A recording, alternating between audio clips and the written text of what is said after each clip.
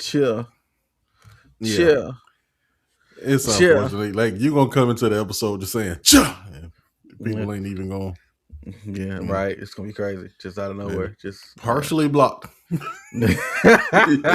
Listen, from one label to another, dog. Yeah, you know. Hey, man. At least they tell you though. Label issues. Lack of money. I feel like TLC. Goddamn. Like you're blocked in Bangladesh. Yeah, we're blocked in. Okay. Blocking Yugoslavia. It's like, damn. So you got me feeling unpretty. Nah, that's another TLC reference. Sorry. That's crazy. Now what's up, bro? Oh man, it's been eventful the past few days. Every time people say it's been, I go in my head. It's been 1 week since you looked at me. Yeah, you already know the vibes. Yeah, I'm well cultured in certain areas. Feel me? Oh man, it's also all I know of the song. So don't. Oh, you don't know the Chinese chicken. Grab a drumstick, chicken. Nope. I do not, unfortunately. Unfortunately. And that's a reference to Busta Rhymes. We'll come back to him later on. We'll come back to that. Hey, it was what was the other reference I picked up on earlier? There was one that Bonnie and Clyde from Beyonce, right? And Jay-Z? Yeah. Oh yeah, I guess that's like she was the only one on the song. Yeah, no, you're right. But it was her. Wasn't even on her album. Hey, it was her part of the. I forgot I was talking to a Jay-Z head. My fault, bro. My fault, gang. Really? But I was just disrespect. I was just referencing Audrey Bonnie and Clyde, and that part. Sometimes I trip on me. Right? Yeah, man.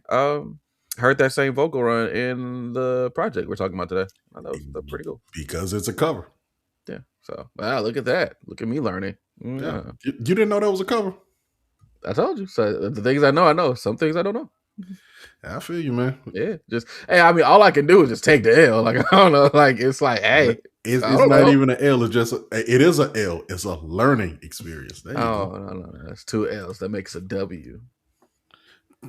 2 L's. The W. The Cool L's, J. Like that was a reference. He said it in that way on a song, but I know you wouldn't get the reference. So, bad. Yeah, you're right. Yeah. Hey, man, at least you know your friend. I know, man. you wouldn't understand pink cookies in a plastic bag. I actually 100% get that reference. Funny enough, because it has to do with my cousin would play certain joints, and that was one of them that she quoted all the time. Why, might I ask? So that I don't know. Well, now that I think about it, it's probably a sign. Well, because she's gay. So, to be honest, the song didn't really have anything to do with that. Not really. Not for real. Like, I mean, it was parts, but like not for real. Like, it wasn't really. It was one of them. On it. It was one of them exercises where a rapper says, like, sticks to a thing. Yeah. So he was just naming a bunch of rappers in the verse. Yeah. And that's when he made his own reference. I like your earrings, 2 L's. But anyway. Got you. Yeah. I put that in the line of Jizza's publicity and labels. And I know something else we talked about recently that did that. I forgot. Yeah, for sure. I shout out to you being able to pull random Jizza lines out. Tommy ain't my motherfucking boy. All right, got it. Like, that's one of the ones I'm like, yeah, you're right. I believe you. I trust you. Hey, what's the line you hit Paul with the other week? Hey, man, I'm gonna go with my podcast host on this one, man. Yeah, I'm gonna go with him. Start using that. That was real. Oh yeah. I'm trying to see. Look, it's a quick hit. I'm sure you're gonna stay here long, but he's scared. Yeah. Okay. So two things, right? One, referencing somebody and saying that they mad because he gave your baby mama tartar sauce and mustard like a fish sandwich. It's fucking nuts. Just out the gate. It is nuts. That's nuts. One. Number two, all this would have just been like resolved if folks ain't move creepy behind in public, different than they move in in private. You know what I mean? Right. We would It's just like beat them for you, them. you seen that little context video I Oh sent? yeah, oh yeah. I had already been saw that. Yeah, I didn't see it until earlier. Yeah, it was but when I was watching all that, like that happened. The context of him talking about him, talking about how he so this is T.I. versus 50 Cent for people. They know what we're talking about. All right, just making sure. They know. Bro, it's some people that might not know. I doubt it. If they're listening, they know. They might be listening for the among other things. Indeed. Yeah, I got to sneeze. Carry for a second. Yeah, so even though he told me not to explain this, the whole thing with T.I. and 50 Cent at this point, they're having a riff back and forth in social media, and it all stems from my understanding, them kind of setting up to do a versus back when verses were happening. Right. And yeah. 50 Cent moved funny. And T.I. was like, I'm not fucking with it no more. And here we go 6 years later. 50 Cent is still lacking funny. Yeah, so essentially that part, T.I. was basically like, well, since we like agreed behind doors and they were communicating about other stuff, it seemed cordial, so it was like, all right, well, I'll jump out first, and then you can, do what you gotta do, and then we set it up. 50 like, cool. T.I. did what he said he was gonna do. 50 started looking at him like he didn't know who the fuck he was. Who the fuck is you? Right, hey man, and so, that was the part that made it kind of turn into I don't want to really share a stage with him anymore because he's moving different, moving funny. And then that made 50 say, hey, stop talking about me, allegedly. And then he started taking shots at his wife. Tiny. All right, started trolling. Trying to troll him. One problem. Them Harrises don't really go for that. Them niggas professional crash outs. And soon as I saw that, T.I.'s son got online and told 50 to dig his dead mama up. I was like, it's about to. It probably ain't gonna go super crazy, but it's gonna pop for a day or two, for sure. Yeah. And then T.I. he put it on wax. 50 responded with his thumbs, like we expected him to. But you know what's funny? The thing I want to talk about ain't even got to do with that. It do, but it exposing something about raps and everything. I'm really glad people can't see the camera because I'm like wiping my nose. It's my allergy. Video coming soon. Yeah, what a plug. But the thing I want to talk about concerning that is this kind of connects to last week as well. So Chuck Creekman of All Hip Hop he posted something and he was like, if you're into that sort of thing, T.I. took shots at 50 Cent, right? And I go into the comments and I'm reading all these New York ass niggas with their New York ass biases say stupid shit to expose that they don't know shit about hip hop and about rap music. Bro, it's crazy how we are still here in the era, like with people like saying the dumbest things about music and just being okay being stupid. Yeah, I noticed a little bit of that. I was looking at all the people saying, okay, that was okay, T.I., but when 50 Cent get ready to, well, you realize this man hadn't made a song. That part too, right? Like you mentioned that. Like, and I'm gonna get credit because you the first person I heard that legit said it's like 50 not gonna respond. He don't rap no more. He don't. And that's valid. The things I was saying was supposed to be like, I never once listened to a T.I. song. I know that shit not gonna be lyrical. I'm like, oh, you're a dumbass. You never listen to T.I., obviously. It's like, you're a dumbass. But like, it's like, oh, not even if it's not your style, cool. But like to completely write off or discredit just because somebody ain't from the region from where you move it is stupid. Paul's right there. That's another one of the reasons niggas be like, well, I ain't never listened to Eminem or heard nobody say put Eminem on in the car. Stupid. Bro, that's okay. Yeah, it's crazy. Stupid. Well, your neck of the woods is idiots because Eminem averaged 20 million an album down there. Either way, don't nobody get in my car and tell me what the fuck to play. I don't care who it is. You can make a request. Right. That's crazy. Yeah, imagine if somebody get in the car. Hey man, I don't care what you got going on. Throwing that LL pink cookies in the plastic bag, Nick. Dog, it's 2026, bro. Like I'm listening to Bryson Tiller. I feel shot at. Those are not the same, but no, and not it's not. But you can make a request. Not playing. I wouldn't. Hell, I get in my car. Look, I'm gonna get in my car and play Pink Kickers in the plastic bag, getting crushed by buildings if I want to. I mean, and that's part. Yeah, that is your right, man. That is your right. Hell, nah, that was just the first thought I thought that came in my head. I should have went like, damn, I can't think of a. I hate defaulting the KRS-One.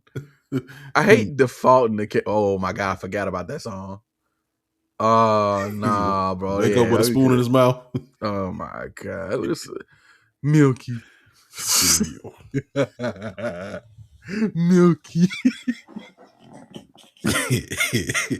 We're gonna have to go back and listen to another. No, we don't. There we are.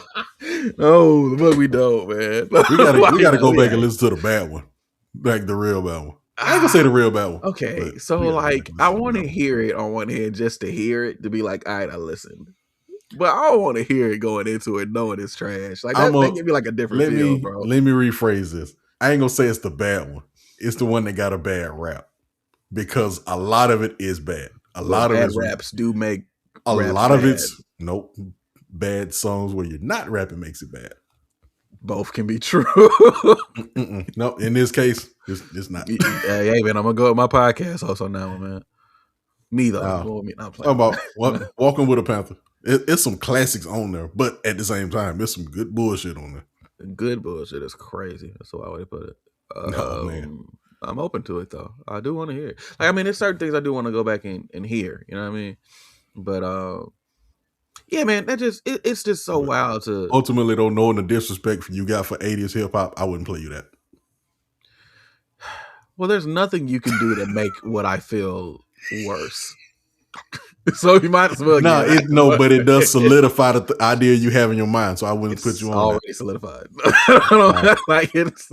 No, I'm playing. That's a narrative, but like I get it though. We got to get some good albums under the belt, and then yeah, I can't just bombard you with. Yeah. You should think about it. Take a second.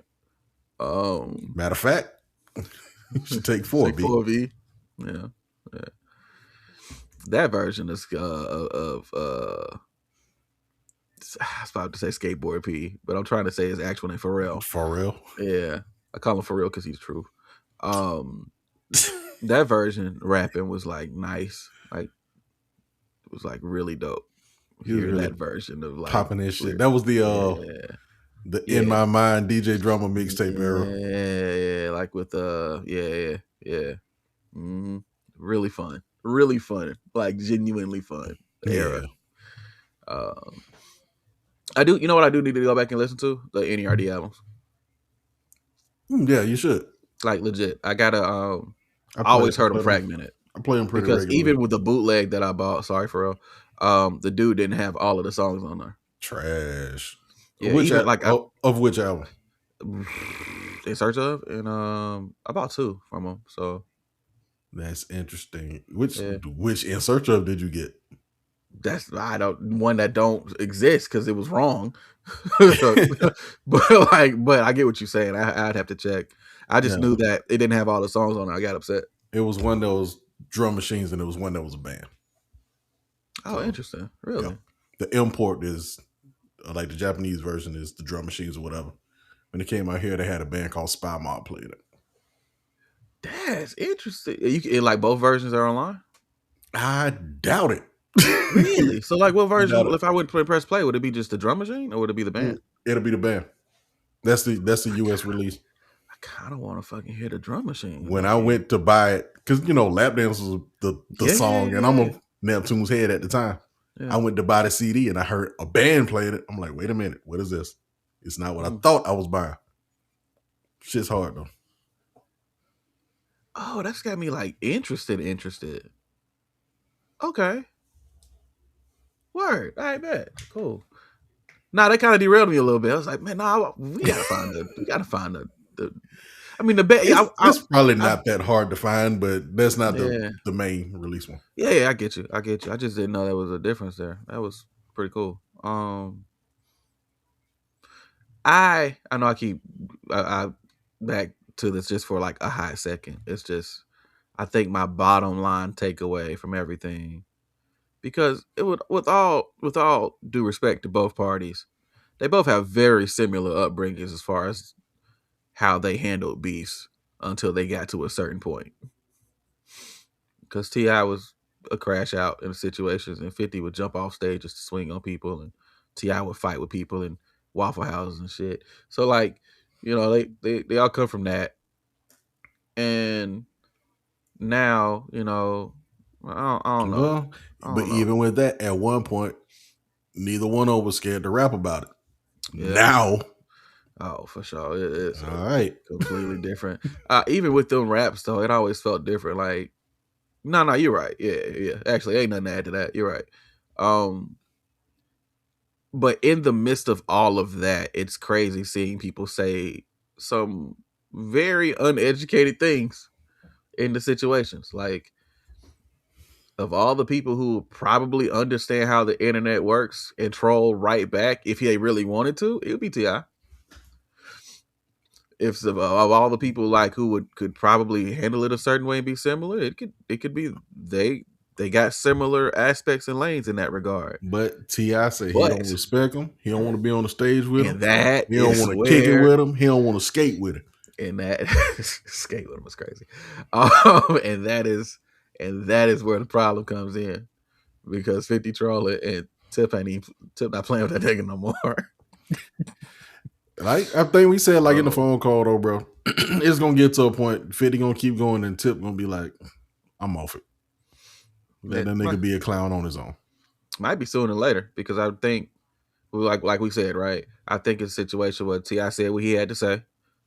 50 ain't gonna respond on record because 50 gonna say, I'm above that. I make movies. I don't cater to little people. I don't come see my play where you ain't gotta deal with fucked up albino kids. Actual comment he said, by the way.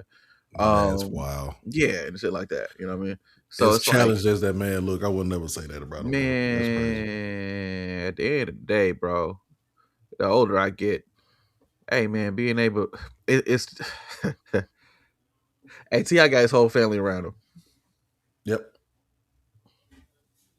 So the way that he's moving and the things that matter to him may not be on the same value scale as somebody else who don't really value that. Right. And that's where disconnect come in. So that's it. Boom. It goes back to a few weeks ago. If I was Ja Rule, I would have willingly got off the plane, because I'm not trying to fuck with none of them niggas, bro. Listen, man. It do connect, bro. Like, it's just like, this is the way you handle it. It's just different because of where you at, man. My big takeaway from it though is I hate how stupid sections of hip hop are when it comes to regional bias. That's the thing. Why I saw, I was just like, for real, this still here? Y'all ain't had y'all was all the times y'all had tried to push hits out of New York and it ain't work. You had to come to the South. For real? Yeah. For real? We thought we still doing that? I thought we was past that. Absolutely not. So that's the tough part. Where I saw that, it was like, ew. I used to write for y'all. All right, whatever. Let me see what they said, bro. Nothing, just the way that he led. Like, was it an article or was it a post? It was a post. I didn't click the article. I don't get them clicks. That sounds crazy, but I don't get them clicks no more. I'm gonna Google them so they got to use up their AdSense. Hilarious. You should Bing it. I don't know how the routing is for Bing, but I'm pretty sure it's worse. I type in all hip hop. There's 3 pictures here. A picture of T.I. and 50 Cent, another picture of 50 Cent, and a picture of Donald Trump. Not related. Huh. Yeah, I was about to say, that's not related. I mean, it might be related to 50. That's related to Isaac Hayes III. Got it. Okay. Because Trump was using "Hold On, I'm Coming" during his campaign. Yeah, and they went after him about that, right? It was like, yeah, we didn't say you could do that. Right. Supposedly, they said they settled out of court. I saw that this morning. Yeah. And I was like, I would have took that shit to court more, just for the legal hassle of it, just cause. Oh, this is what's happening now. T.I. ain't gonna be the troll, but King is. There you go. Yeah. I knew that. What he said, you saw something else? No, I just seen a post went up like an hour ago, I guess. I'm pulling out my phone. Hey, because he did call it, and they called him an albino problem child. So he wasn't albino, but he was a problem child for quite a bit. I mean, for sure, but that's gonna be the one because he was chilling till he said something about his mom.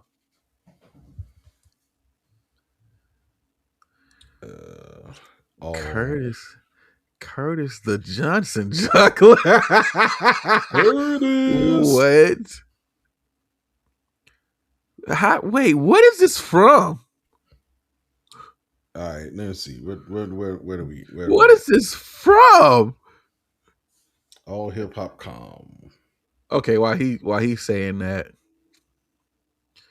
he said he basically. I'll just read it just for people to know. There's a picture of a younger 50 Cent on a radio station with probably one of the largest size dildos I've ever seen in my life. No, multiple colors. Cool. And he's laughing and smiling and shit. This looks crazy. Anyway, it goes back to when the song Magic Stick was out, and that was a branding thing. Yeah, that's why he got Magic Stick on the music for him. So 50 Cent launched his adult toy line back in 2005 called Magic Stick through his G Unit brand. Got it. And so he said, no AI Turk. And so this is what King says, Curtis the Johnson juggler. This the Magic Stick you talking about. I know this tough and bluff ass nigga ain't out here in the general public gripping dicks in real life. This is what you got to do to sell out Broadway, huh? 50. Keep posting, little nigga. You got the right ones this time. Damn, Miss Jackson, your son a freaky ass man. Wish he was here to whip his ass. Oh, wow. This is ugly. This is ugly. This is ugly, but it's so funny to me. I got the picture didn't come up on my side, so I'm cool. But oh my god, I'm gonna show you. This the picture that's been frying me right now. That one's frying me right now. Hey, that was frying me, dog. I'm not gonna hold you like that's nuts in any context to just have a picture like that with him grinning like that. That's good. It is a white dildo too. Oh, this is the amongst other things part of the podcast, I bet. Oh my god, that's fucking hilarious. Man,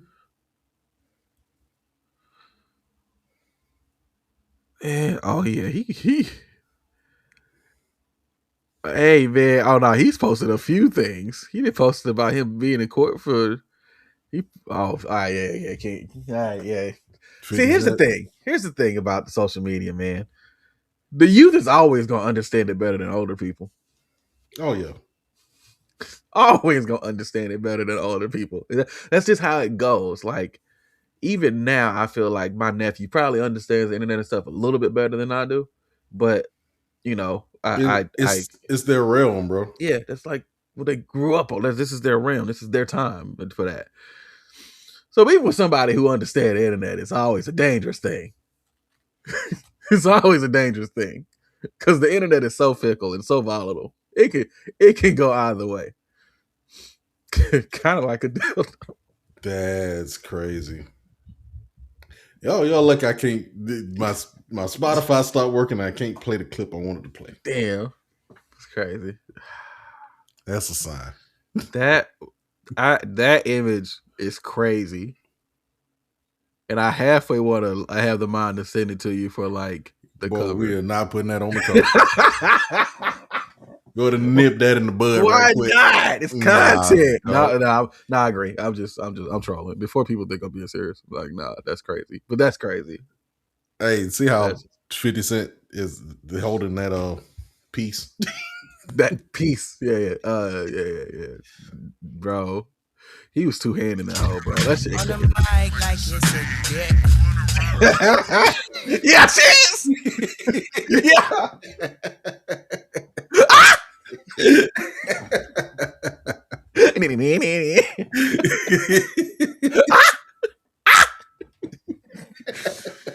Oh man, no more old men, indeed. I'll tell you. We go live till them dicks turn. That's crazy. All right. Yeah, but it'd be nice if 50 Cent rap. He won't, but yeah, he won't. He won't. But yeah, man. Revealing regional biases and whatnot through beefs. Crazy. But, yeah. You know what it is, I guess. I will say this too. I know we talked about it for a few minutes because it's funny to talk about because I mean artistically I like both artists. I'm not being biased or saying like, oh, I think one or whatever. Although I do think if it was a versus with 20 songs, T.I. can stay in his discography versus 50 having to pull from others. For 20 songs. And yeah. For 20 songs. Well, it depends. On what? Mixtapes count? Okay, yeah, but it has to be good songs on a mixtape that people recognize and that pop. Mm-hmm. So, yeah, I would say yeah. Well, just for the sake of conversation, yeah. What songs for 50 mixed? Because T.I. also can do that as well. I know he could, but and if we go on mixtapes and then open up the realm for both of them, then I think that's more in Tip favor than anything. Maybe. It depends. It depends. Again, it depends. You know what I mean? Versus all depends. It's a relative thing anyway. Because we're talking 20 songs. That's why it depends. Right. And the order of the 20 songs and whatever the case, order of the right? songs. Yeah. So. Yeah. And then just remembering the Gucci Mane versus Jeezy versus mixtape songs that aren't mastered and mixed well don't translate well. Yeah. Not next to polished studio shit. Yeah, right. Like stuff that, you know, you can tell multiple hands have been on the polishing. Hey man, EQ those drums, you know, type shit. You know what I mean? Yeah. Yeah. I feel that. It would be an interesting battle though, man. Man, I would have liked to see it. Me too. I think that nigga Tip would have been ready for that though. It would have been good, bro. It would have been. I think it would have been a really cool moment, just in general, all things aside, if they did the verses and both brought out surprises. He dropped patiently waiting, him come out do his verse, you know, type shit, right. and then he come out and do like special delivery and shit. Man, that'd be cool. That'd be petty, but that would be cool. I'm saying if he had did it then, I guess it would have been a little bit less petty, but it would have been cool. Because special delivery, G'd up, Diddy, you know what I mean? You know the connection. That's all I'm just saying. Yeah, I mean, what's understood ain't got to be said. Nah, for sure. But hey, man, it's like you said, some people tune in for the amongst other things. Right. Yeah. Yeah. Yeah, man. Yeah. Convenient. This is a fact.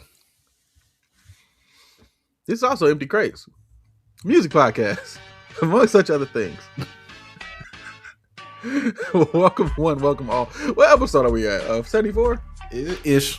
Yeah. The load I'm kind of hesitant to put numbers on them now because shit be getting mixed up. But hey, as of now, we'll say 74. Yeah, indeed. Right now, spiritually, it feels like a 74. So actually, it's like probably closer to 80, but we're gonna call it 74. You know what? It could either inflate or deflate depending on how you look at it. Because we've had episodes that haven't gone up, and then we also have episodes that we did that was like, you know, right. So y'all just gotta rock with us. 74. That's where we at. Ish. I'm LJ. One of the hosts here of this esteemed podcast. I'm here with the homie, one of my best friends, Chef Boy RD. Pause for dramatic effect. Good. In the building. I was scared to say that, like emphasize that part, considering we was just talking about dildos. I don't know why. What? No, it's just the D. Oh, gotcha. Yeah, I be in Xbox parties too much. You know, it don't take much for us to fire up on something. Oh my god. So this is a lightweight presentation situation. We appreciate y'all being here. You could be anywhere else in the world, but you're here rocking with us. We don't ever take that for granted, man. Never. So that's it. That's really the intro. Got some cool stuff to talk about, but we'll get to it when we get to it. You know how that goes. What we sponsored by today, man? I mean, I still got my water, bro. I've been on this water kick. I'm always sponsored by them, bro. Today I am sponsored by Chipotle, but I'm not gonna read this bag. Oh, bet. Did you get the free chips? The queso? Of course. Bet. I was thinking about doing that earlier, low-key. It still lasts until the 26th. Oh, it's like I can't read it. They don't put as much shit on the bags as they used to, apparently. They kind of simplified it. Yeah. So Chipotle, for real. It's not just a bowl. It's foil wrapped, handcrafted, made fresh every day, responsibly grown it. Let's do this over. Trying to get the sponsorship right. Oh, okay, yeah, for sure. Yeah, Chipotle will be a great bag. Yeah, get that right. I'll clear out. It's not just a bowl. It's foil wrapped, handcrafted, made fresh every day, responsibly grown and raised, good for the planet, good for you, deliciousness. I might damn near put the Wii music on that shit. Okay. Like, hey, I will. The Chipotle bag for sure. Like sponsorship, easy. Man. We can do that. I'm proud. Anyway, so yeah, man. Was there anything else interesting that happened? If y'all give us the sponsorship, please don't just give us free guac. I don't really eat that. So yeah, I'm not big on their guac. Like, I realize that it's not that I don't like guacamole. It's just I like authentic guacamole in the hands of Mexicans. Does that make sense? Man, I feel you, but watch how you talk about our sponsor before we get sponsored, bro. Oh yeah. Oh, fair. You're saying it like this shit ain't authentic. Oh, bet you're right. You know what? Nah, Chipotle. Those are the thoughts of LJ. That's and not crazy. Of D Gut. That's wild. Like, it is an individual proprietor thought, not a Empty Crates as a whole thought. Apologies. Yeah. Empty Crates loves Chipotle. Empty Crates loves Chipotle. Hashtag EC loves Chipotle. Work on that branding. Let's lock that in. Let's lock that in. Was there anything? I feel like there was something else that happened I wanted to talk to you about, and I forgot to write it down. Oh man, I feel like there's a lot been going on, but yeah. Dude, I had an accident Saturday night. That was cool. Wait, what? Huh? I had an accident Saturday night. Like, you had an accident? Yeah. Like, you hit somebody. Someone hit you, allegedly. My car collided with another person's car. Is it damaged? Yeah, it's damaged. It's not like undrivable, but it's damaged. How you not mention that till now? We talked on the phone like 3 times. Man, shit, focus on work, which I still got to go back to work after we finish. Nigga. Hey, hold on. Damn all this. Hold on. Like, hey, are you all right? Yeah. Do you need anything? No. Shout out to I'm finna shout out the wrong people. Chipotle again. I'm gonna shout out to Allstate, who insures my motorcycle. So shout out to y'all. But shout out to State Farm, who insures my car. Okay. All right, man. God damn, nigga. Shit. Somebody got to pay us, man. Oh yeah, for sure. Get the bag. Finna drop more names in a game verse. Listen, that nigga's still talking. Did you see what he was talking about, the Kendrick and Drake shit? No. Okay, he was I forget who he was talking to. He was on 7 a.m. He was not 7 a.m. Joe and Jada. He was over there with them. And he was talking about how like with the Kendrick and Drake situation, how he was neutral the entire time because they were friends. He was friends with both of them. And he was saying that if there was a rift between him and Kendrick, it's because of his neutrality in the situation. I'm paraphrasing. I can see that. But also, that's bullshit. Okay. Because I remember Game posting right before Family Matters dropped that all this shit about to end. He was hyping Drake up. I remember that post. Okay. And it was up for a second. And then couldn't have been up for long, because up for a second is all it took for. Right. Because then Meet the Grams dropped, and then suddenly that post disappeared. So it's Mount Capathon, right? Man. Okay. Lupe Fiasco with the fireball. At the top. Very top. Very top, right? Love Jadakiss. I still don't think his bathtub do a 360. No, the bathtub lift up The Walls did a 360. No, even worse. You're right. No.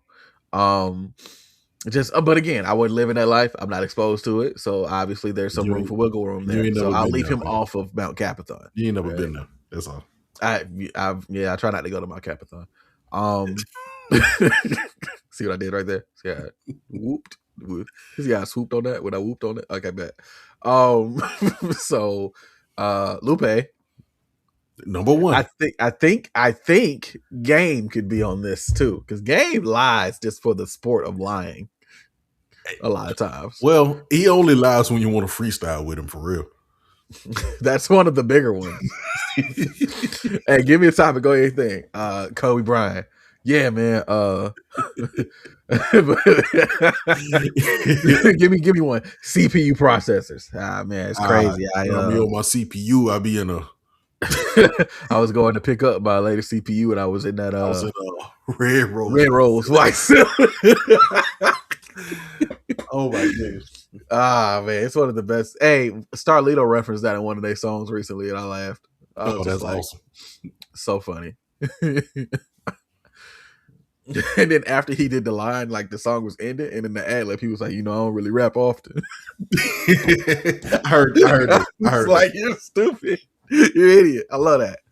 Did he say that on one of them Step Brothers projects? I think so. I think it was on the Step Brothers 4. Yeah. That's why. Yeah. So I did see he dropped again. Don Trip, of course. Of course. But I was told it was like a deluxe album. I was told to not mention it because he dropped all the time, and respectfully, that's not a surprise to nobody no more. That is not what I said. I did say it's not a surprise, but I didn't say don't mention it. I said it's not really newsworthy because he drops every 2 weeks. Don't mention it. Not newsworthy is admittedly two different things, but they sound related. Not even. They could be related. They could be related. Like low key, jokes aside, that could sound relatable. It could, but it's not. I'm acknowledging that, but it's not. But man, you can see how somebody could take that in the same spirit. So somebody drop an album every month for 2.5 years straight, and then they drop an album next month. Are you gonna be like, oh shit, such and such just dropped an album? That's different. Wait a minute, wait, because his albums are dope. But it's not the fact that he dropped an album that's impressive, I guess, or newsworthy, surprising. Yeah. See, the thing is, we get used to Steph dropping 35 every game, and so we get disillusioned by the fact he's the greatest shooter to ever play basketball. You feel me? So just because we get used to someone doing something at a high level or a high clip doesn't mean that we should stop giving the respect for them doing it at such clip. You've been talking to Fabian today? Nah, actually, I just came out. I just pulled that out of my ass. All right. Why? Would Fabian say something like that? He would say something like that. He would. Yeah, that's why I said I kind of manufactured that one. But I mean, it's accurate, but also I probably wouldn't phrase it that way. But yeah. Yeah. I mean, it ain't like it's not that it's not impressive, but it's not newsworthy like that, I guess. I don't know why. You know what? I hear you. And I understand. It's the word newsworthy that just makes it feel insignificant. It has like an undercurrent of disregarding to it that feels weird to me. You know how some some words and some phrases just have negative connotations? It's like you don't even be using the word, like the word selfish, right? A lot of people just assume selfish is like a bad thing, but in some cases, it's not. Sometimes it's needed because you need to set boundaries and stop letting people walk all over you, right?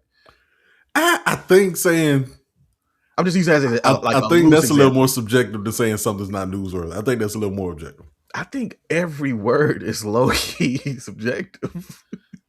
So you see what I'm saying? We get into a very gray area where everything's gray.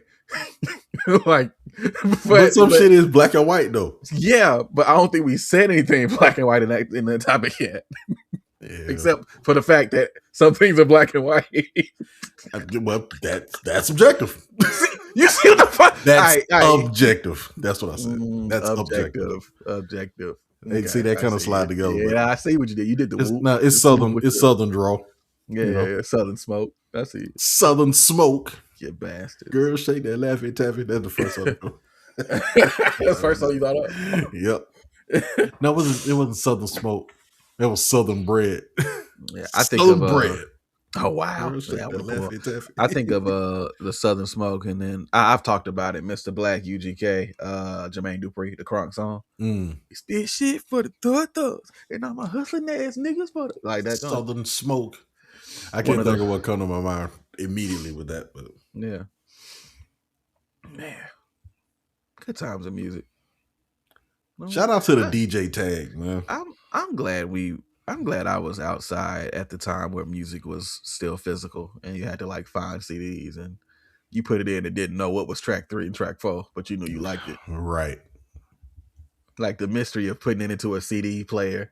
And one, not sure if the CD would work for you to play it. Number 2, not First sure. of all. And number 2, not knowing any track listings for some of these burnt CDs. And so not even sure if you got like the right music. I grew up on meth and red and Slim Shady. Ain't shit to crack up and fire like M80s. And play Russian roulette with a couple of twin babies. And win then, check while I've been so zen lately. Friend to friend, guess it depends on ends maybe. Lens and friends with vision that cleanse my sins pay me. Yen converted over from hand to hand save me. Relapsing on old Eminem, these stands hate me. Actually, it's plain to see that they underrate me. Some even moving for clout to try and berate me. Most folks wondering how much will it take me to crash out online and boost my internet ratings. But I'd rather eat McDonald's. Tell them to fish fillet me and supersize the yo. They don't do that anymore. Lawsuits, the whole documentary. It's cancerous to intake these. No more hand pounds. These lyrics are worth the waiting. And y'all expect me to take rap fans for their word when they don't know the difference between freestyles and free verses. Same people want me to beef the boost work when they won't complain about wrongdoings where they work. Haters ain't never took a stance in their life and suddenly got the balls to want to beef when they type. I do appreciate the ones that send an ad when they post. I even leave fire emojis to encourage them more. Hey, only in raps do I really like the showboat. Just came from sword fighting with Zena and Kevin Sorbo. Herculean lyrics that uppercut like a show though. But critics undercut but can't dash to cancel the show though. So truth or dare, I think I pull up a chair at the Montgomery River walk and dare your mama to meet me there.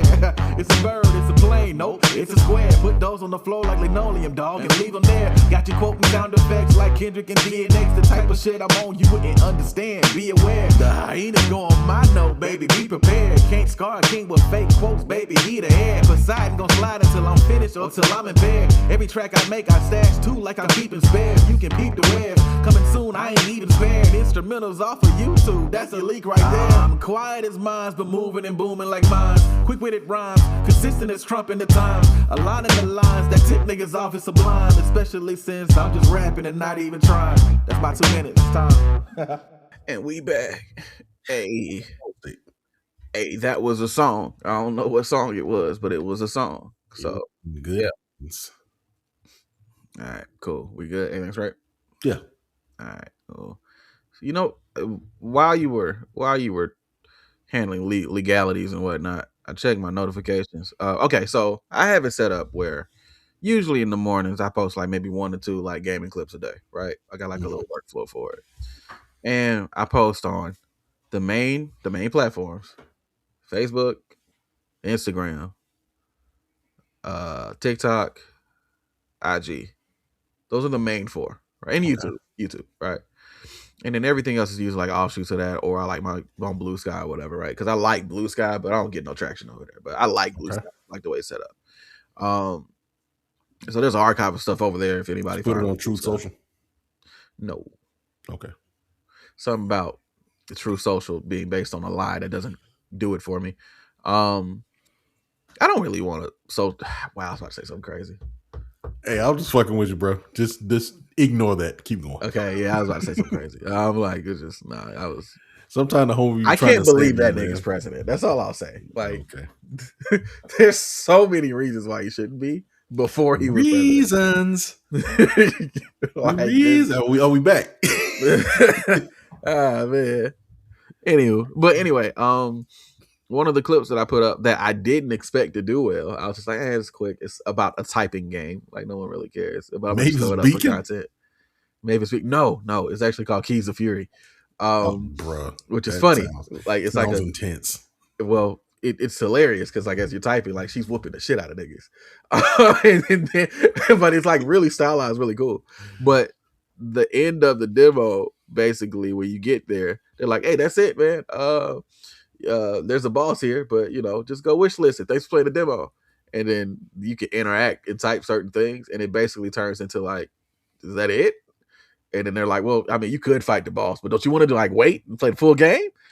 And and I was like, "No." Are you sure? I was like, "Yeah, I don't care." It's like, "Well, will you at least you can just play the boss anyway. Well, will you at least wish list the game?" I was like, "Yeah, sure." He's like, "All right, well, you seem like a man of honor. I trust you. So here's the boss fight." And that's pretty dope. Yeah, so I put that up. And on 2 or 3 of the socials, it didn't go. And then randomly, it went on IG. Man, you know how many people probably just quit that shit and didn't get to play the boss? Man, yeah. Look, I be typing, so I be out here, cuz. But yeah, it was just, I don't know. It's Instagram's, as far as when it comes to the gaming videos, usually it's like it don't feel. I feel like every other platform is sustainable. It's like it builds off something, and Instagram just feels like actual luck. It feels like random number generator, if you will. Yeah, I got it right this time. Good job. This would be the worst episode to say random nut generator on, right? Considering what we said about 50. Probably. Bad for sure. So we're not gonna do that. But yeah, it feels like sometimes throwing it to the void on IG sometimes. Like I feel like IG is generally based around the audience you already have versus reaching a new one. Mm-hmm. And I could be wrong, but that's just how it feels initially with how I'm getting it out the mud with the game and stuff, right? Yep. And so seeing stuff go on IG and be like, all right, that's cool. I was on stream earlier listening to who we listening to today. I kind of went through their discography a little bit. And by discography, I mean what we talked about and then and then Fan Mail. Because I had to go listen to it after that. So that's fair. And so then I went back and circled back. So I listened to what we're doing maybe 3 or 4 times. So same, man. I listened to it a few times. I listened to it. I was listening to it this afternoon. Yeah, and so they were doing we'll talk about it. We'll get there. We'll get there. It's just some ironies I noticed. That's all. Freak out? Is that happening? Yeah. Go for it. I can't say it right. So you want to get another shot? Nope. Safe space? Nah. Not a judgment-free zone though. Right. It was definitely a judgment-free zone. A judgmental zone. Oh yeah, that's my statement. I say that on stream all the time. Hey, it's a safe space. It's not a judgment-free zone though. We getting these jokes off, man. God, I just don't care to. I got my own thing that I say. I just don't care. I just don't give a fuck. Hey, I say vibe, man. Oh, that's funny. Pre-cap. I said it pretty similar to that, though. You sounded like a train horn. Respectfully. But hey, man, you can't help how deep your voice is, dog. Right? I can't help it. Yeah, there's no room for vocal fry in your raps. You are deep voiced. Speaking of vocal fry, we'll get that later. Yeah, we will. I want to know what you had to say about that. Wait, we might be on the same page. That's crazy. Yeah, okay. Hey, man, for the last album of the Black History Month that the people wanted us to listen to for Black History Month and whatnot, like the albums that you should listen to. So list that Gut talked about before. And honestly, Gut probably list of essential Black albums. There it is. List that Black people said you should hear. She was whipping your ass, man. Hey, man, I couldn't remember the name of how it was phrased. So I was like, hey, Black people in the Black Month said this was Black. So the essential February listening. Is it? Whatever. Yeah, that works. Yeah, we'll go with that one. The last one that seems to line up for us is TLC's CrazySexyCool, which we thought would be pretty fun to listen to, so we went with that one. So that is the album that we are going to retroactively be reviewing and talking about and sharing opinions. I will be honest, though. I'll lead off with this. when Gut told me the album, I got really excited. Oh, we diving straight in? Well, I was just gonna give this little anecdote real fast. Oh, go off. I got really excited because I was like, oh yeah. And I remember being super hype on the phone, like, yeah, dog, for sure, easy.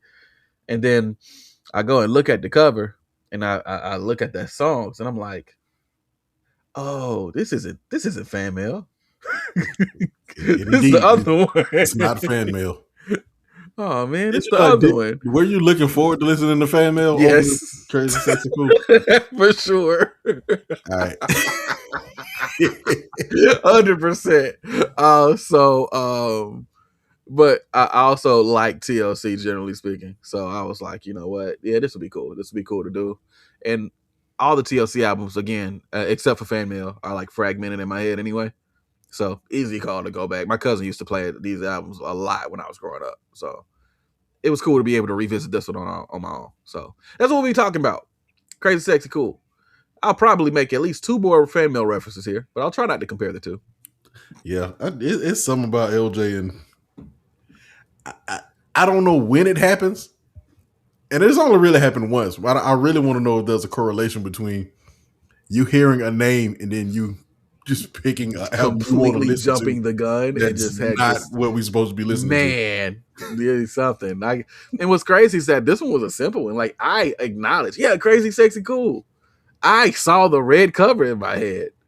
I pressed play. I'm like, these are different. It's not what I heard. It's not what I thought. And then I was like, oh yeah, fan mail do have a black cover. Like, whoops. Yeah. So yeah, I don't know. It's becoming a narrative, and it is what it is. It's cool. It's all right. I can take it. I just sent you a funny thing to note to your phone. Right. It's today the triple double day. I don't think it's the day, but he explained how it happened. Oh, Ice Cube explained the triple double. This should be good. 10 points, 12 rebounds, 10 assists. It was 2-on-2 pickup, game to 30. Had 10 points, dropped 10 dimes, and grabbed 12 boards because they was bricking. Do the math. Oh, y'all niggas was ass. Oh, they was all buns. That's crazy. You rapping about getting a triple double in a 2-on-2 is like. To be honest though, they had to be trash too, because if it's make it right, that's what I was saying. Kept giving them the ball. Bruh, in a 2-on-2, he was definitely down there grabbing the boards and kicking out. The other dude did all the scoring. Yeah, it was him and Stanley from Friday. Stanley got a jumper? Well, in comparison to the 3 other niggas on the court, yes. He dropped 12 dimes, so 12 dimes.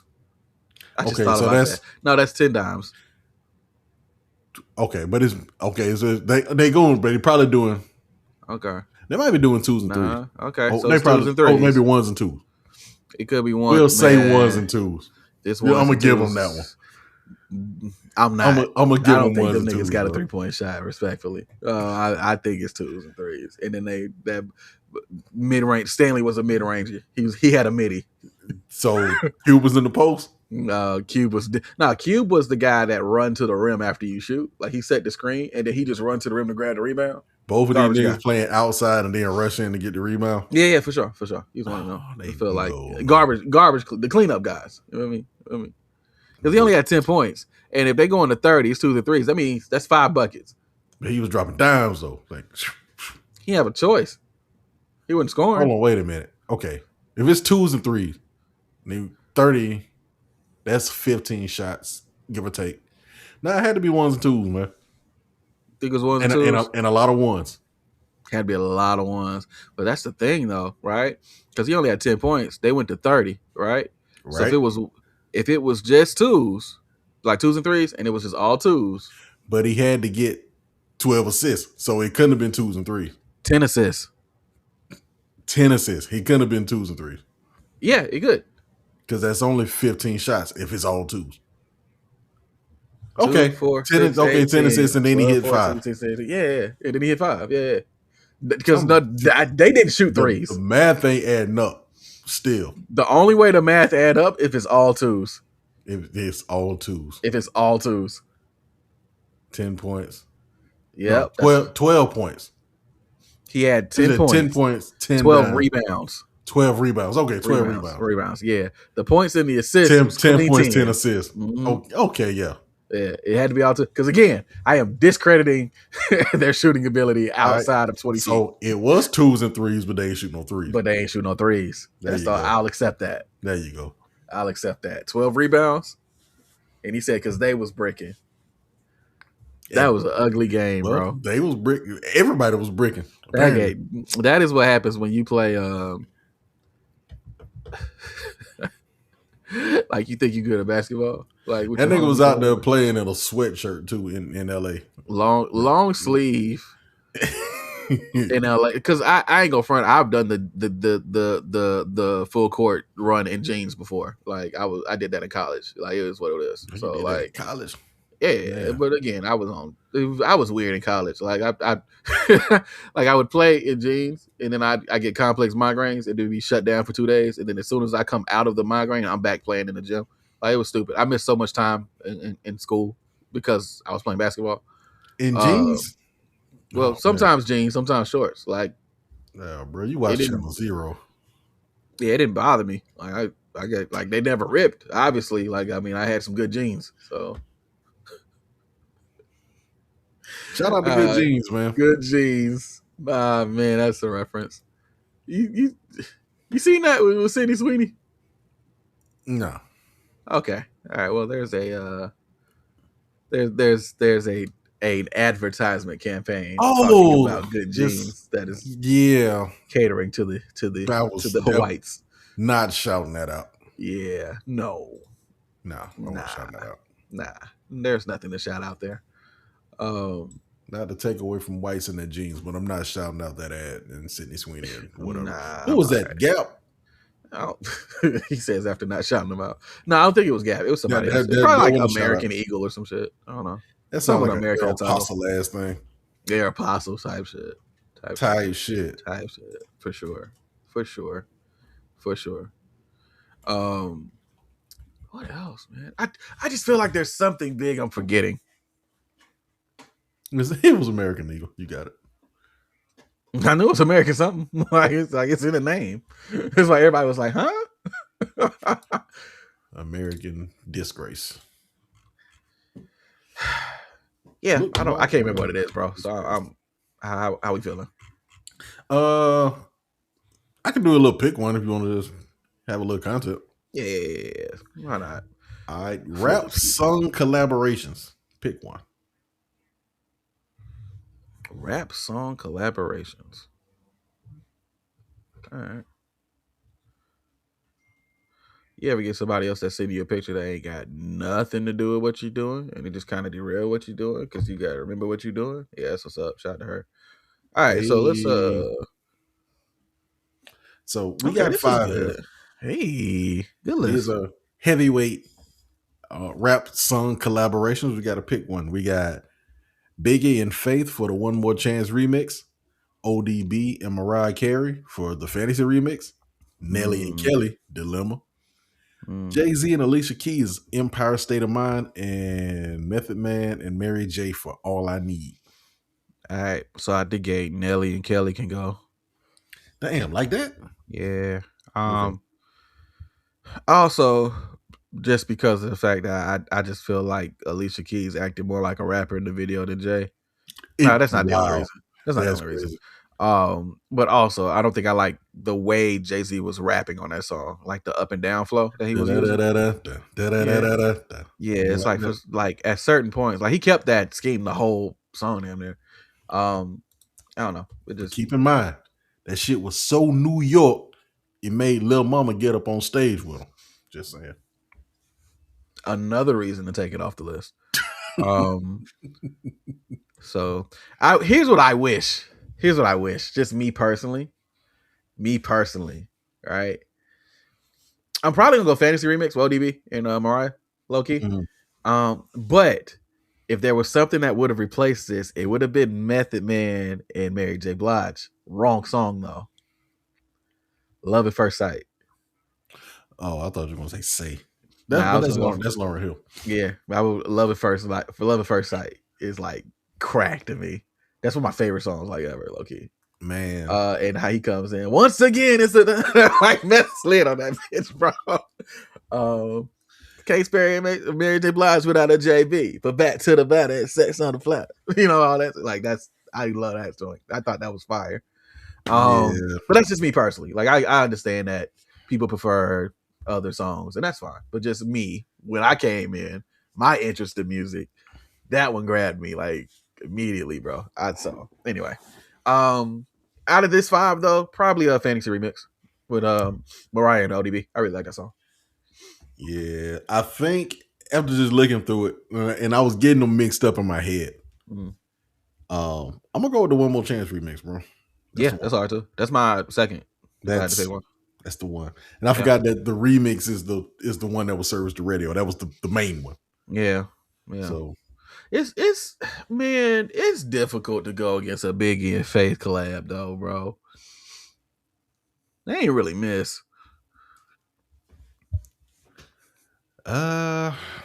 He's debating if he wants to say it. I'm trying to see what else. I'm trying to put them two together on more than this song. And I know they got a few, but I just feel like almost every time they were together musically on record, video coming soon.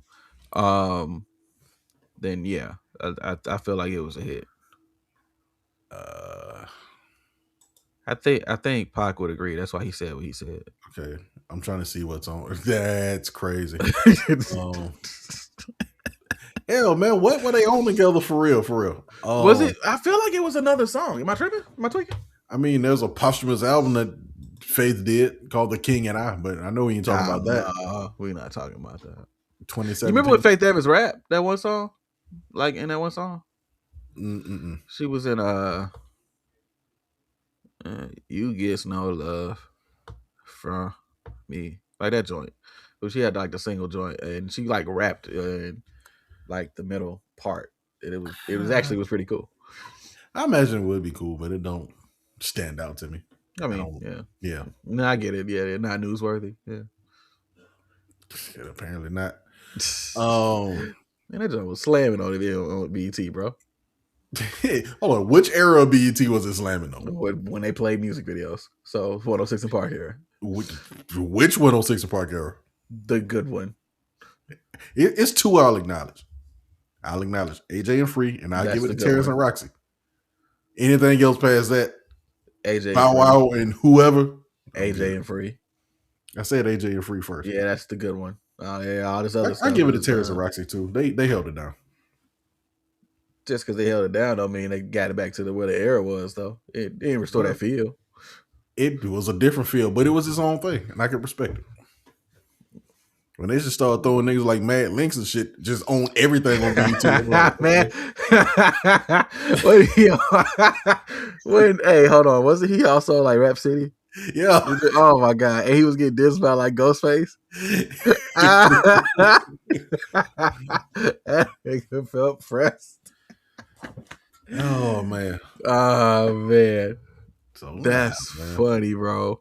Behind the scenes on that one, I would love to see the between commercial breaks moments after that.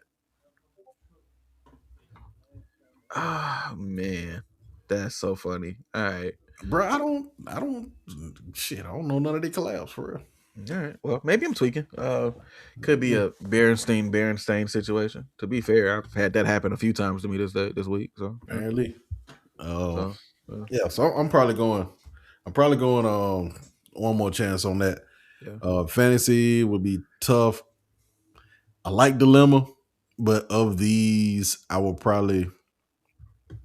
be clear. I like all 5 of these songs. I like all 5. I don't think I led with that. I just kind of got the eliminating. I like all 5 songs. This is a really good list. But you told me to pick one, so I got to work. It's a tight list.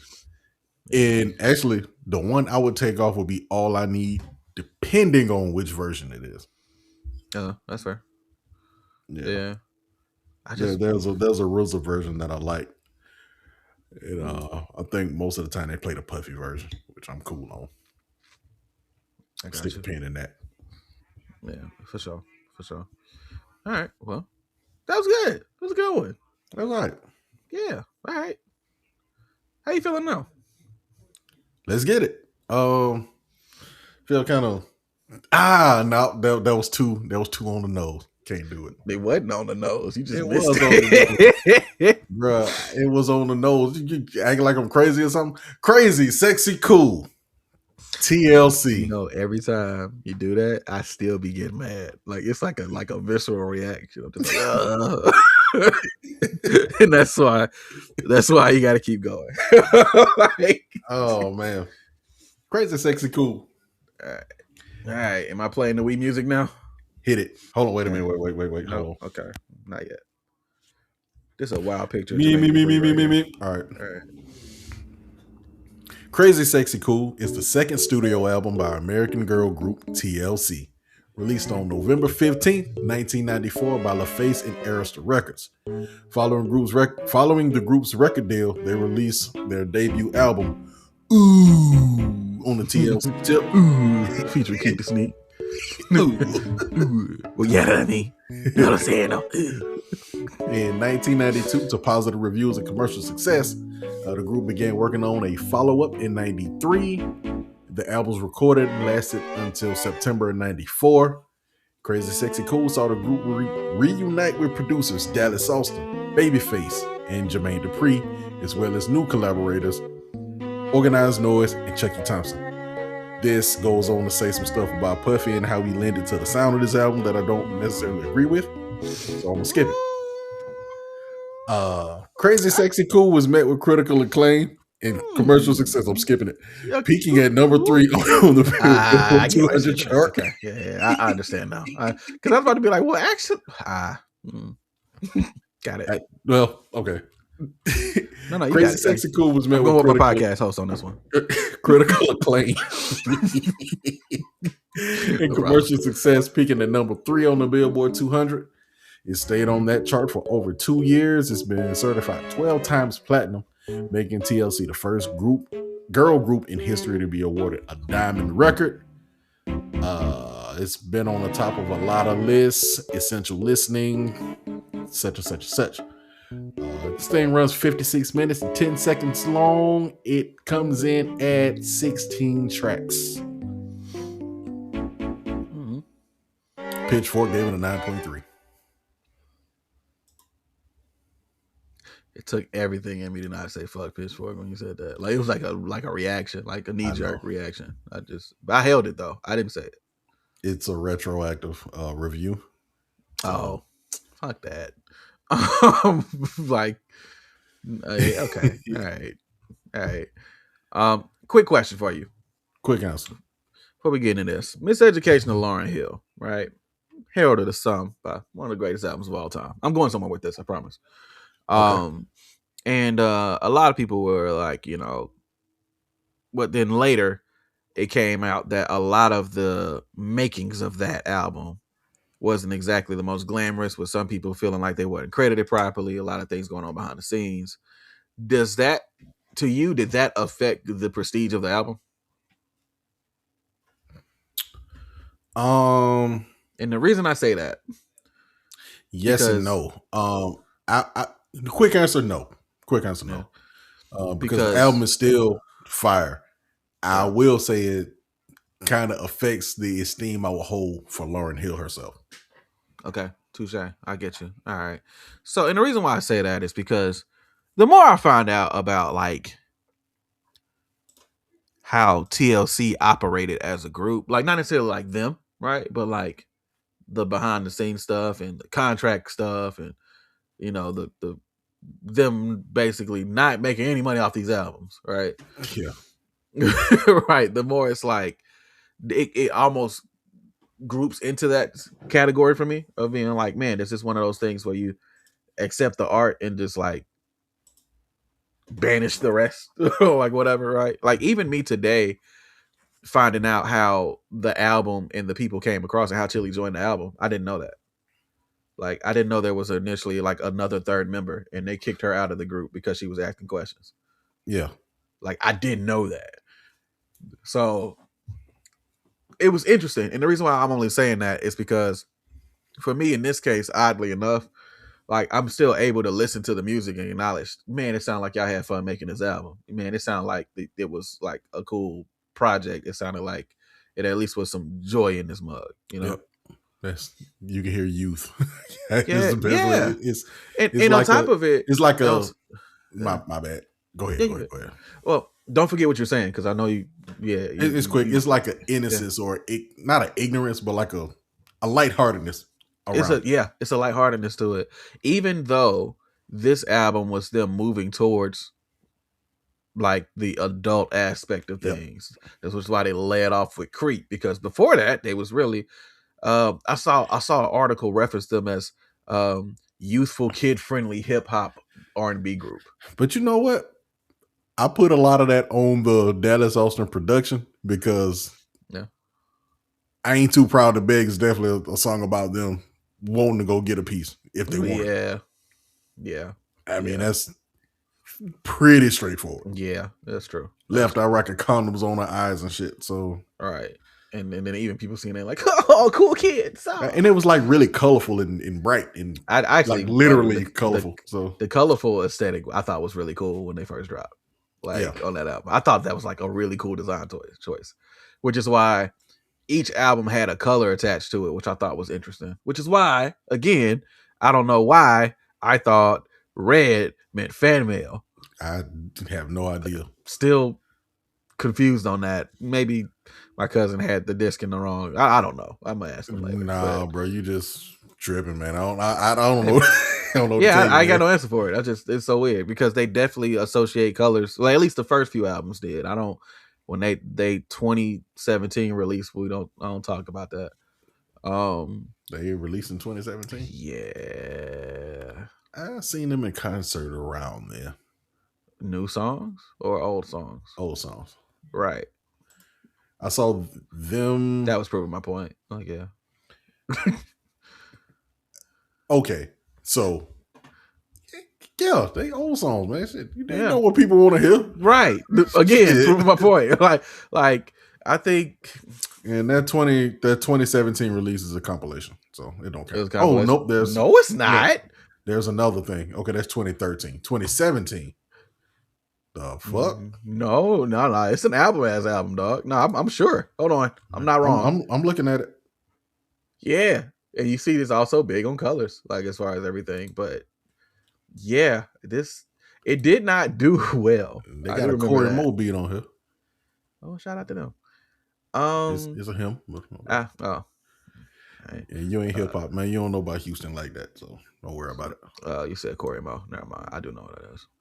I know who Corey I thought Mo, I heard. Why you tripping? So the album, this one debuted at number 38. It sold 12,000 album equivalent units in its first week. 11,000 which were pure sales, which I give them credit for that. Yeah, 11,000 of which were pure sales. Yeah.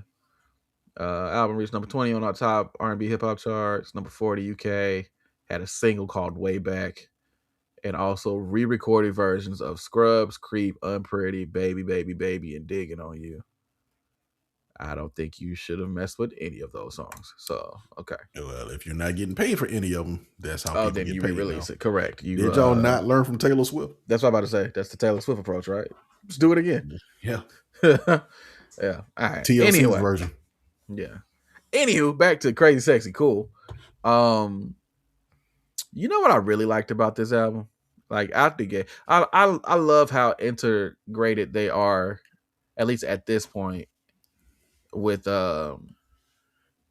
rap artists that was out at the time. I mean, go ahead. Right? Like just so many. I mean that has to do a lot with the producers and the connections, I'm sure. Blah blah blah, whatever. But it was cool hearing like Fife, and hearing like Busta Rhymes come in, and then hearing Andre 3000 at the end. You know what I mean? Like it was cool hearing all these things. I agree. I had this tape growing up. There's a lot of it that I remember listening to it a lot, but listening to it with adult ears is different. So I'm hearing different things. Yeah. Hearing Fife on that intro was like, oh shit, that's how they came in. Bet. Yeah. I thought that was hard. Like hip hop LJ now, I thought that was hard as hell. Yeah, that was hard. And then he came in referencing something from Midnight Marauders. I forgot what. Used to have a crush on Dunn from En Vogue, and then all of that. Yeah. So I mean that was a hard way to come into the album. Speaking on, I guess I can go ahead and get to the Puffy thing.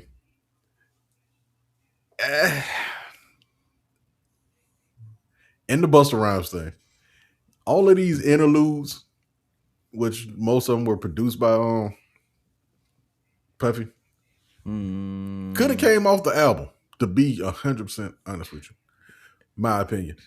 I don't think they really served a lot of purpose. There's one that I thought that was hilarious because it did serve a purpose. But it didn't. It did, but it didn't. Like, you talking about the chili one? The sexy interlude. Yeah, the chili one. Yeah. It could have left it off. It could have, but also, you know what's funny? It connects to them being playful, and it connects to them having like that crazy, sexy, cool aspect. Like, I get why it's there. Like, so I get that.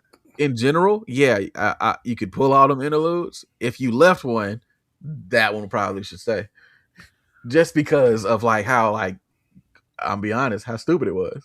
Yeah.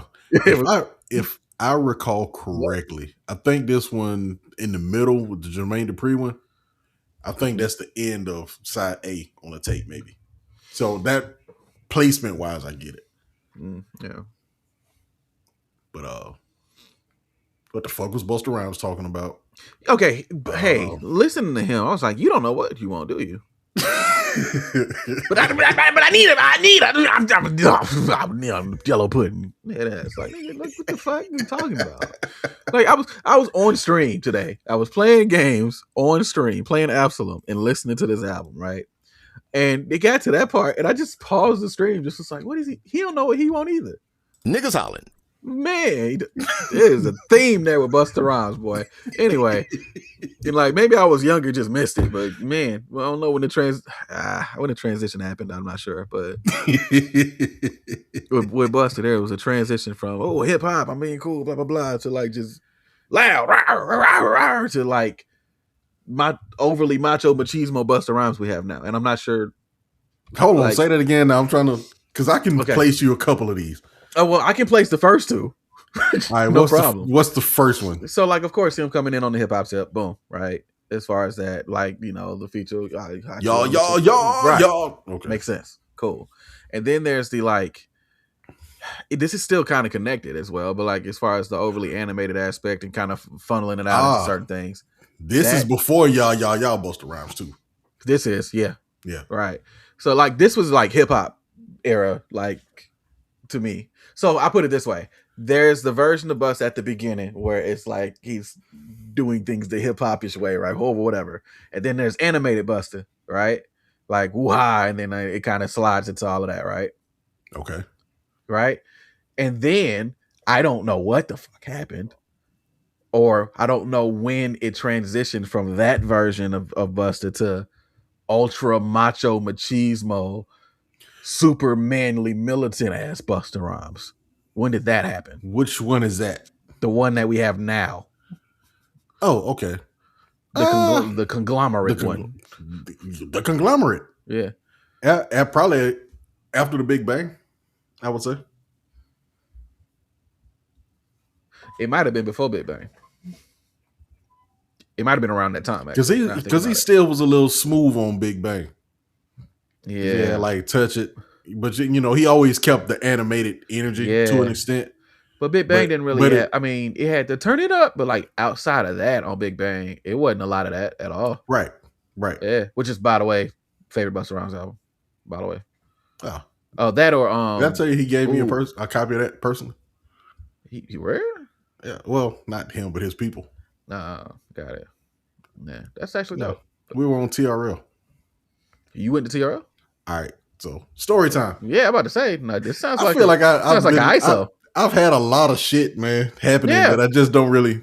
Right, it's like me when I'm talking about people I've interviewed or talked to in hip hop in like blog era. Like, yeah, go tell the story. Well, okay, so this was, and you can track this.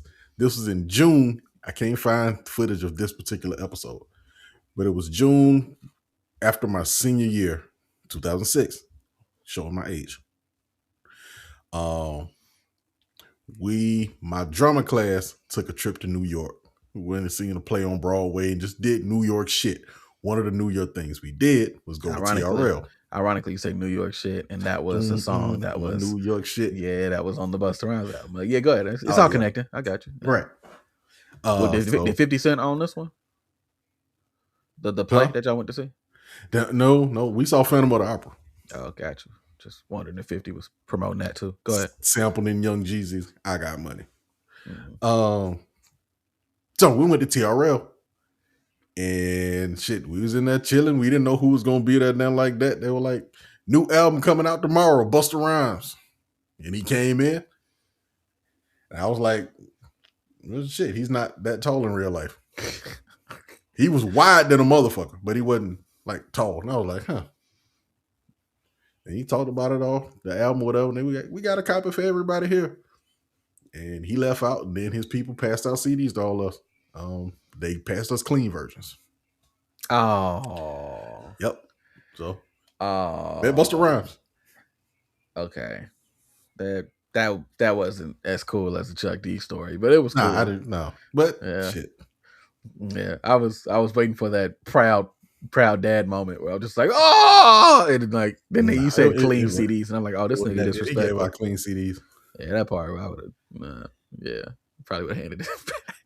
No, I think it's pretty cool, and it had to be a Monday because it was the day before it came out. Yeah, and CDs came out on Tuesdays now. So getting it early was cool. Getting it from Busta Rhymes in essence was pretty cool, and being in the TRL building, that would have been cool. Like being in the building, that would have been cool just to like see that. You know what I mean? I don't even remember who else came up though. Probably somebody I didn't recognize, but Busta Rhymes was the person at that time. It's pretty dope. Okay. Is Big Bang my favorite album from him? Or is it the joint that got Everybody Ride? Man, I haven't spent enough time with Busta Rhymes albums to answer that properly. But I do really like ELE too. I liked it quite a bit. Yeah, it was cool. Not my favorite. The most Busta Rhymes I listened to was the Diligence mixtape. And they're doing a Diligence 2, which I don't necessarily think I want to hear, but. Oh, man, I forgot about it. Ain't Safe No More. Oh, I like that album. Call the ambulance, come and pick up your people. Put that body in the stretcher, carry the ass out. Yeah, okay, boss. You did have some hits. I ain't gonna hold you. Oh, yeah. That was I forgot they used to say this. Busta Rhymes is like one of them legendary rappers who never had a classic album. Genesis is what I was thinking about. Okay. Busta, what it is right now. That was that time. Pastor Cavassier, Genesis. Genesis might have been his closest to one until Big Bang hit. That's when he was in bed, so to speak, with Aftermath and getting that Dre production. Yeah. Because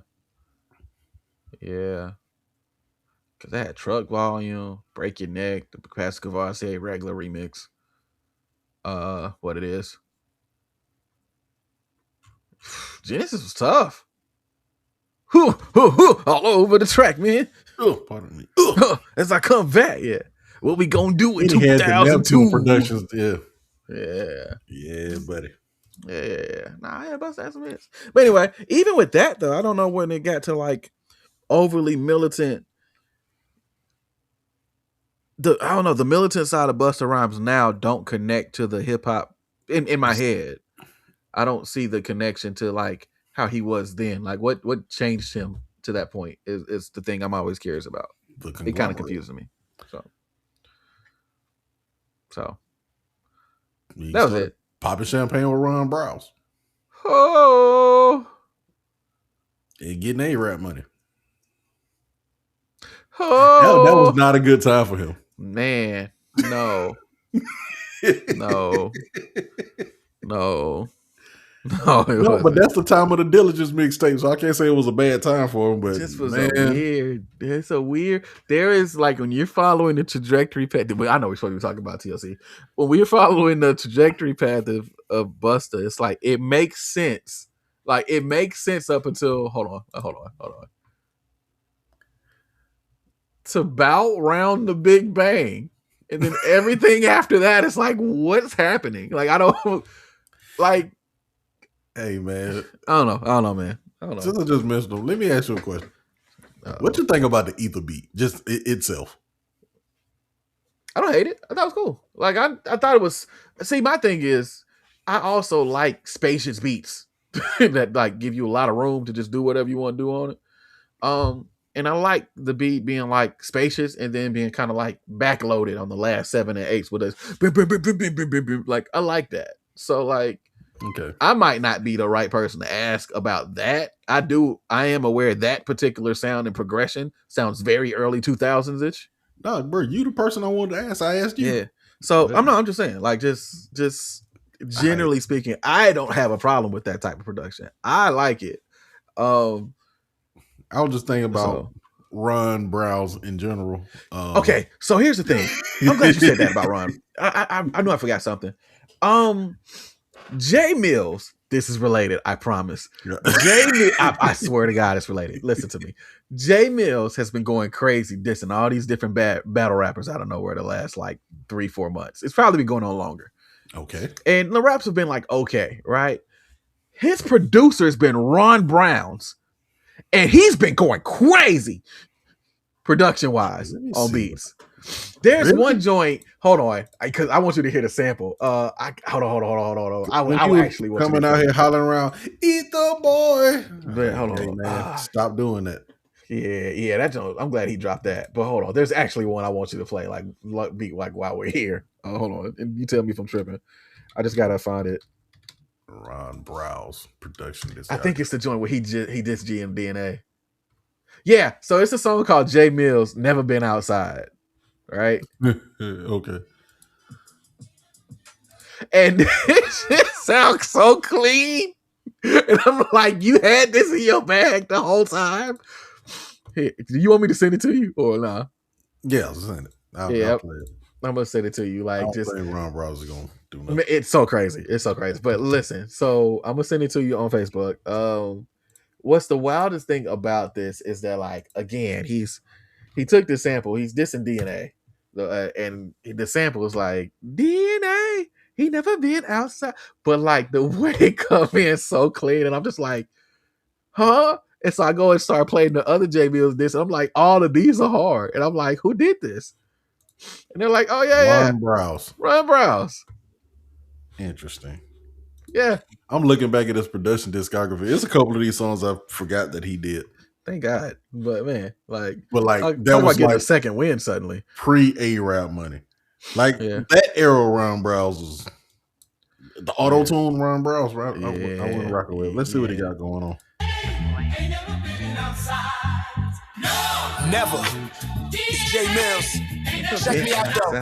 I'm petty for no reason. I guess this shit's in my DNA. He said he rap okay, but he ain't got my DNA. And if you pussy, do some research on your DNA. I never heard nobody say put on that. I tried to look up his resume in the streets, but ain't never been outside. I tried to find some niggas that he moved some work with. Bro, it's a groove, dog. I swear. I try to tell them they ain't stepping how I'm stepping. I'm a lesson, I'm a weapon, I'm a teacher, mama stretcher, mama shooter.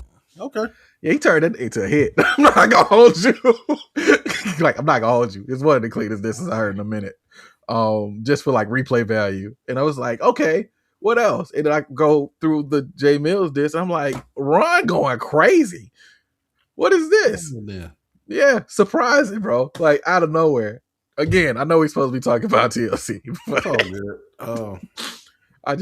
I knew it was something I wanted to mention to you, and I keep forgetting about that because we talk and dunk on Ron Browz a lot. But I'm like, hey, look, listen. Narrative aside, he kind of cooking in this with this Jay Mills connection he making about Ron Browz on this podcast, right? He said what? This is the first time we said something about Ron Browz on this podcast. On the pod, yes, correct. Okay. That is a phone call dunk for sure. Oh. So let me go to get mine here. Listen, can't run from that narrative, man. I was there, but I'm gonna give him credit for. Yeah, it was clean, like to the point where I went and heard the others. I'm like, these are good too. It's not bad. I'm looking. Maybe he just had a moment that wasn't that hot, but or that was a sound, and he tried to monopolize it a little bit too heavily. Yeah, he did blow it out your ass. I didn't know that. Ron Browz did that? Yep. That's all. Luda? Blow it out your that one. Chicken and beer. Oh, that's all hard. Okay, well, never mind. So he do got stuff in his bag. I whip your head, boy. Okay. Nas last real nigga alive. Yeah, he got a couple. Yeah, okay. He did Ebonics by Big L. I didn't know that. That must have been like his first beat. That's fire. But he also did Pop Champagne, A-Rap Money, and Jumping Out the Window. So, yeah, that was a time he was experimenting with sound. I don't know, dog. I have no excuse for him. I don't know. Hey, shout out to T-Pain. Got everybody thinking they could do that shit. Man, showing us an actual art to it. Because here's the thing people forget about T-Pain. T-Pain? Who's T-Pain? T-Pain. Anyway, things people forget about T-Pain. 1, he can actually sing. 2, he can actually write. 3, he can actually rap. 4, he can actually produce. Man, this is the difference between using that auto-tune as a tool. We know that crutch. Now, but then no, everybody didn't know that. Everybody didn't put that. They weren't paying attention because he on each album he had situations where he was not using auto-tune. Yep. I'm in love with the stripper. All the background vocals was not auto-tune. Yeah, oh no! Yeah. He was not paying attention, and he was producing that too. Yep. So. I can't like that one. I was there for with GarageBand at that. Right. So I'm like, hey, hold on. I can attest to that one. Like I saw that. I was like, nah. Just people weren't paying attention because sleeping on it though, man. Because he was everywhere, and everybody wanted the T-Pain sound. Right. For niggas that are listening to this and y'all wasn't there yet, of age at the point. Yeah. It's a reason. It's a reason Jay-Z made Death Auto Tune. And then that shit ain't die. Crazy. At all.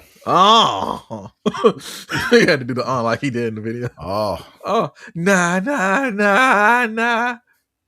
Hey.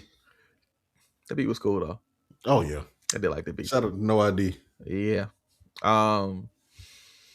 Yeah, but we was talking about people as far as T-Pain, like era with hooks and everything and that sound. Same thing happened with Nate Dogg right before he passed. Yep. Where Nate Dogg was like suddenly popping up on everybody's joints, like hook wise, just because they wanted that like hook sound, right? And I think a little bit of it was beneficial because there was a lane that needed to be filled. And that was a way that nobody could really do it. Yep. It was a way that he stood out, made himself unique. Couldn't do it like Nate Dogg, but Nate Dogg. Yep. And so T-Pain also had that same appeal to a degree of being able to establish his own sound and do it in a way no one else can do it. He did, but by the fact that everybody knew it was auto-tune, they was like, I can do that. Let me do that. And then you start seeing the differences between some of them. It's like, this ain't hitting right. Yeah, but like then T-Pain would also do stuff where like, I forget the name of the album on song, but it's called Creep Fast. Twista and T-Pain. You remember that song? I don't. T-Pain did the rapid flow, the Twista rapid flow for the hook. And it's one of the like, Twista killed that shit, bro. Oh my god, it's one of them escalating songs, and it's also patterned where it's like Twista does the 4, and then he's like sings the 4, and then the last 4 is him just blacking out, and then T-Pain comes from the hook, and then each time they add layers, so that by the time you get to the third verse, it sounds like this big build up. It's like that D12 fight music build up almost, where it's like you get the full impact hearing the whole song versus just skipping to the part. And T-Pain, I had shout out to my cousin Jaren. My cousin Jaren in Chicago. At the time, he was standing on, nigga. Hold on. Oh, my bad. Do I need to take it back? No, let me just finish the story. Because I guess he could get it for like coming around at the end. But the story goes. Oh no, take that shit back. No. The story goes, he was shitting on T-Pain for a while. But Chicago. I was kind of shitting on T-Pain. Right, but then Chicago happened, and then Twista worked with T-Pain. And then he heard the hook. He was like, "Oh, he killed that." I was like, "He do this all the time." And he was like, oh, okay. And then he kind of let up about that because Creep Fast became one of them joints that we started playing in the whip every time we went out. So, yeah. Anyway, shout out to Jay. Okay. Love you, dog. Like, yeah, that was a premature standing no though. But well, we're gonna give him a standing no nonetheless. Yeah, for sure. That's cuz I love you, bro. But yeah, just it's lanes and stuff like that. Speaking of lanes, though, I think it's interesting. I know outside of the interludes, most of the production here on CrazySexyCool is. One more thing with the interludes. Oh, what's up? Yeah, go ahead. So the toilet interlude, as I'm gonna call it. Yeah, the one I said is stupid. Yeah, it's stupid. You know how funny it is though, just for them to call Puffy, and then he really think he's about to get some action. Right. Yeah, the irony in that, right? He was like, "Who is this? I don't know who it is," but then he like starting to like get freaky with it, which is kind of He like, okay, well, let's see what's happening with it, and then and then it was such a robust toilet flush. Holy shit, man! That shit flushed for like 5 minutes. It sounded like it flushed while she was still shitting. Courtesy flush, man. Like it was like the flush go flush joint. Like it was that was real. Like the type of flush you do when you don't want to stink up the place. So as soon as you drop, you flush, and then you know what I mean. Like Puffy, like to say that was somebody he didn't know who was on the other side of the phone. He was really getting into it, man. Yeah, which is kind of a sign of the. It's just a lot of things you see in retroactively. Yeah, that you're just like, that's weird. Ain't nothing but the numbers, the name of the album, that's weird, type stuff. Gotcha. Yeah. But really though, just in general, like I said, the interludes, I probably could take them or leave them. Yeah, which was really Diddy's biggest contributions, other than If I Was Your Girlfriend. Yeah. Which is a cover of a Prince song. You said you didn't know that. Oh, yeah. Okay, bet. You know what's funny? Until you said Prince, I was still sitting here like, who covered it? That makes sense. It's a Prince song. That's one of my favorite Prince songs at that. It's been covered a lot. I particularly don't like this cover that much. It's not bad, but I just like the real song so much more. Yeah, that's the thing about covers. Yeah. It's just like, unless it really brings something unique to the table, you might as well just, I don't need it. Like, right. Now Smooth Criminal, Michael Jackson. A cover of I had a thought real quick. Go ahead. So, like, for instance, like Smooth Criminal, Michael Jackson, right? Fire song. Street General. Super fire song. Only one cover was ever approved of that. Alien Ant Farm. And that was a different take. And it was valid because the way they did it was hard. like I still reference Alien Ant Farm, Smooth. That made me go listen to their album. Yeah, I listened to it too. Yeah. I like that movie joint on there too, by the way. That was the next single. The movie. I was like, this feels good. All right, cool. That was that punk rock era. Yeah, I was in that era deep. Yeah, that's the Sum 41. End up with a fat lip era. You know what I mean? Yeah. No, my cousin would hear me listen to that shit. He was like, bro, I don't know how you listen to it. I'm like this. Too much shit going on. Like I listen to it like this. I play the song. I know. Leave it alone. Anyway, but you were saying, so I just wanted to get that out real quick to get credit to Alien Farm. Yeah, but they did a cover of another Prince produced song, Get It Up, which was done by The Time. And that's a really good cover. I like that one quite a bit. I like Get It Up, the original, more, but that's also a really good cover, and I rock with it. I rock with it more than I rock with If I Was Your Girlfriend here. You think 50 Cent like that cover? If I Was Your Girlfriend or Get It Up? Get It Up. Just considering what we were talking about earlier with the I got a joke I want to make, but it wouldn't come off right, so I'm not going. Yikes! Where is it at? Give me my.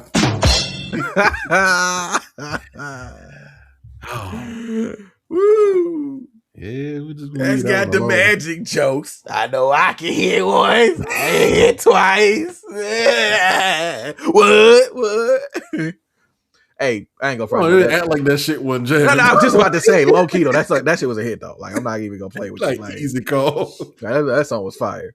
Like we not go. Lil Kim early 2000s was in a bag up until Naked Truth in a bag, like with hits, like low key. So did you like the doom I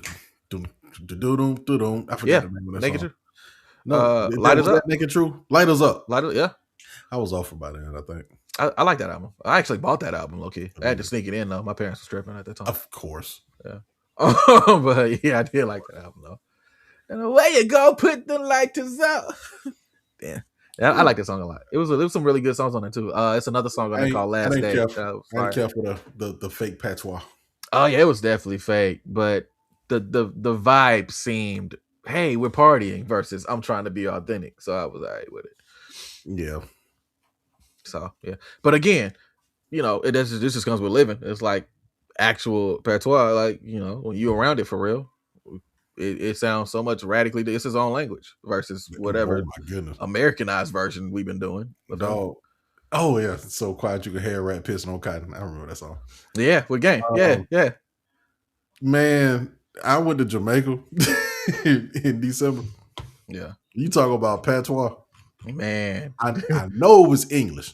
I know, right? And that's authentic. When it's like it's so crazy, they're talking. And it's English, but you can't place nothing. Like it's yeah. That's what I like. Right there. It's like all this other like y'all, stop it. But that right there. Yeah, big fan. Hold on, I'm making me look up Naked Truth by Lil Kim. Shut up, bitch. Okay. Oh yeah, this was my CD burning days. I got this on a hard drive somewhere. Yeah, this was 05. Yeah. This was 05. Yeah. I was out here, man. I was selling CDs to teachers and everything. Man. What else? They had me burning the CDs for the little warm up for the basketball games and all that shit. I was out here. The We Don't Give a Fuck with Bun B and Twister. I remember that. Last Day. Well, as I look back at this, there were things I enjoyed, not the whole album, I don't think. But KO also produced on here for I Know You See. Man, I wonder what he up to, bro. Is he still alive? Is that KO? I don't see him on here. Yeah, he produced. I Know You See Me. I Know You See Me. Yeah, hold on, man. Look how all these songs got one producer on them. Different time. I need to look up if KO is still around because he's from Montgomery. Yep. Back when he was running with T.I. and then of course he was doing stuff with Dirty Boys and stuff too. So because he did that How You Wanna, Why You Wanna Go and Do That. Yeah, that was one of his.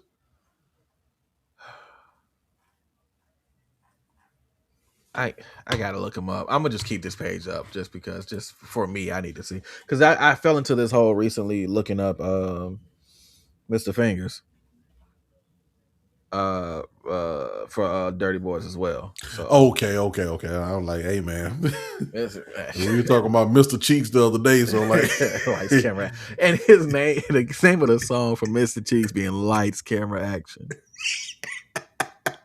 Some things we just should have saw. Some things we should just been aware of. Spell check with spot. Okay, anyway. All right. Back to it. Songs I like though on this album because I feel like we've done a very extensive talk about CrazySexyCool this whole time. Well, it's been great how we've been digging into details.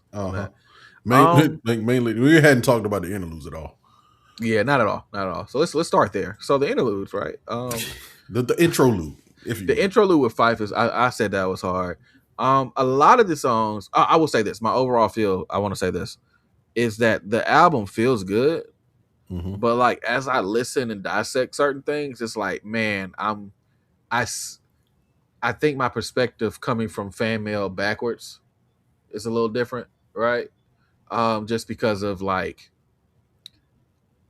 a lot of some of the things that they were writing and saying, it was like, yeah, it don't feel like a really fleshed out song to me. It just felt like something they did to just make a radio hit.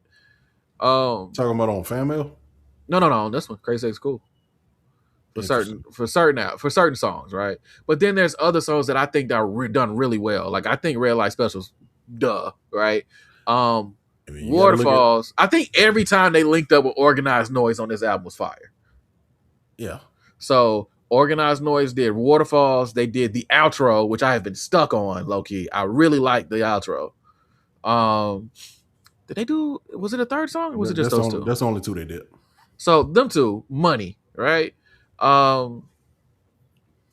like Creep a lot, and I get why they led off with Creep, just because of previous albums and distinguishing themselves from that, whatever, and blah blah blah. It's also a fucking dope song, man. It's also a great song that I had a Berenstein Bear moment with as well. I told you this, but I'm gonna just say it. I was thinking about not putting myself out there since I already fucked up earlier, but listen. Hey, go ahead, man. Nah, so for whatever reason, I swore in the hook or in the refrain, the bridge, somewhere they had a part where they repeat the "so I creep, yeah, I just creep," yeah, like or something like to that degree.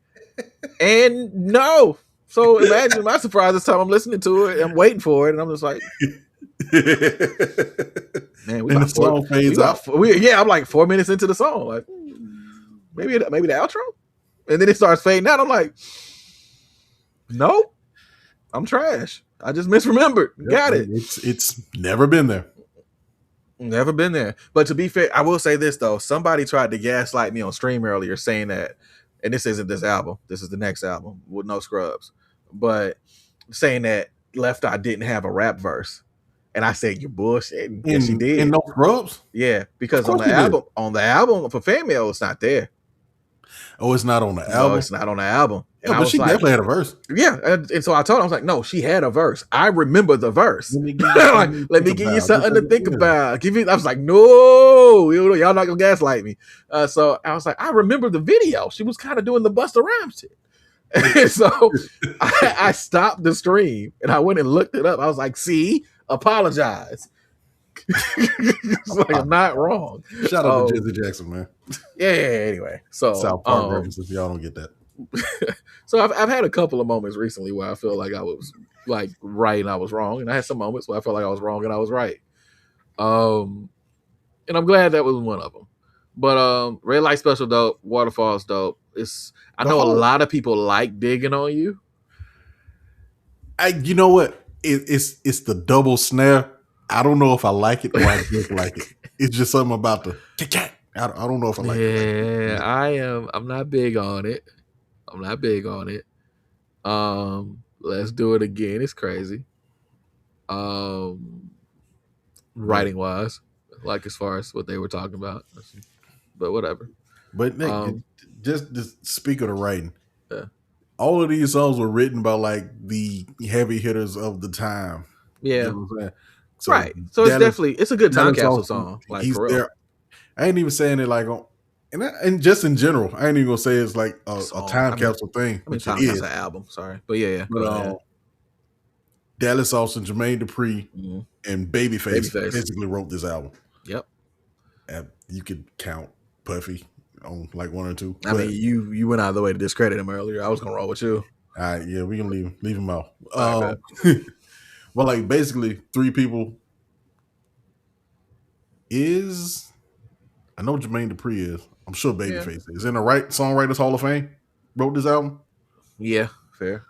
I mean, they specialize in like whatever is popular at that time. You know, they was going to be tapped into that, so that makes sense. Even on top of that, when I listen to Jermaine Dupri on here, it sounds like Jermaine Dupri of Atlanta at that time. Yeah. That sounds like him. You do. The Babyface stuff, knowing that Babyface wrote it now, okay, that sounds like Babyface. Yeah. There were times when I was listening to this early, I would stop and be like, Babyface, right? And like I would go check, and I'm like, yeah, okay. You can tell certain songs have that vibe, and maybe that's one of my issues with the album. If there was an issue, is the fact that it don't really sound like this. Sound like a collection of songs to me, and that again, not a bad thing, right? But I think the interludes actually, man, I hate. Oh, okay, I might go again. I might. That's what ties it together. Is the interlude. Yeah, I might have to say that. I think the interludes actually make it flow better to that degree. And I was thinking about that when I was going to make this argument too. Like, if I take the interlude out, would Case of the Fake People go straight into the Red Light Special? Hell no. Now, but I like does both the interlude really add anything to it? Again, right. See, really, that's the weird part, right? It's not really that good of a transition between the two either. Right, but it is something. it's like putting the random transition slide on your PowerPoint presentation. It's like, look, it's not the best thing, but it does transition. Arguably, I don't do that on my PowerPoints. We straight business. Nah, the older you get, the more you realize that don't matter. It's like, look, you worried about frills when you need to just get to the info. Yeah, but let your voice do the carry. But anyway, and these are albums, so it's different. Fair, yeah. I was just different. Loose examples, you know what I mean? But yeah. So yeah, but that's the thing that's interesting about it. Like you kind of was saying it. The interludes help the transition, but do the interludes, with the exception of the one I'm standing on, I think Sexy fits.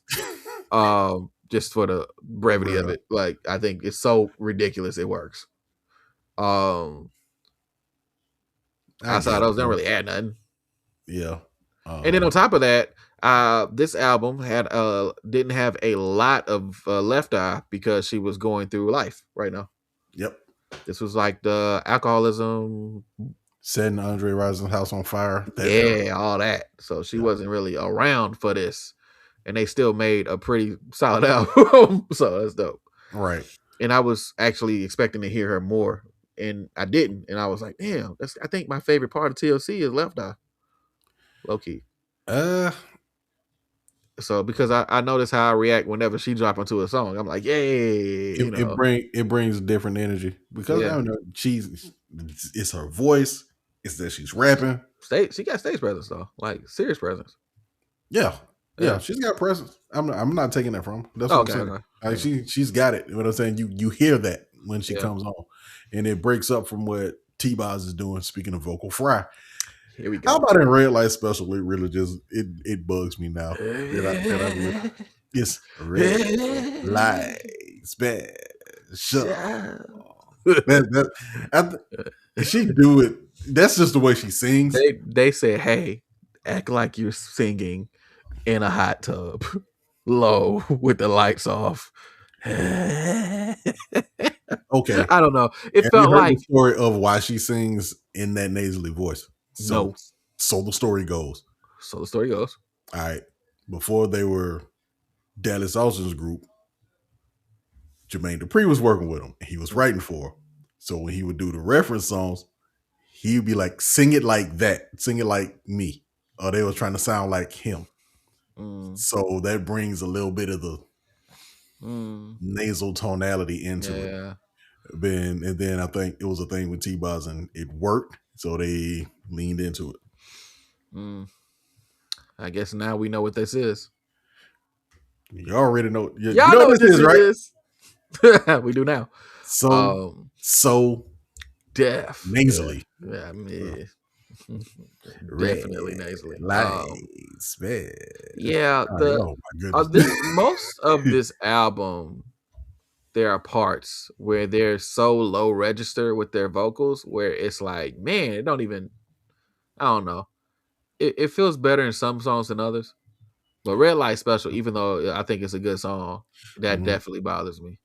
It's just that's a nitpicky thing for me. But like, but we do that here sometimes. T-Boz's voice is on the deep side, so I think it works for the way she sings. You think she could say pre-cap? Nah, Chili can.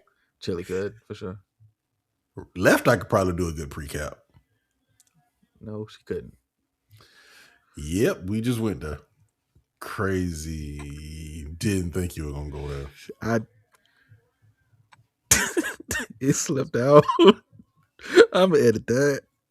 You think I want this? It just happened. Oh shit. Wow. I'm gonna edit that out. I'm edit that out. Stand on business. Leave it in there. It was a joke, man. I wasn't even like. Look, you sound like Chris Rock. It's a G.I. Jane joke. Oh nah, don't put me in the sense with him. Never mind, we'll leave it in.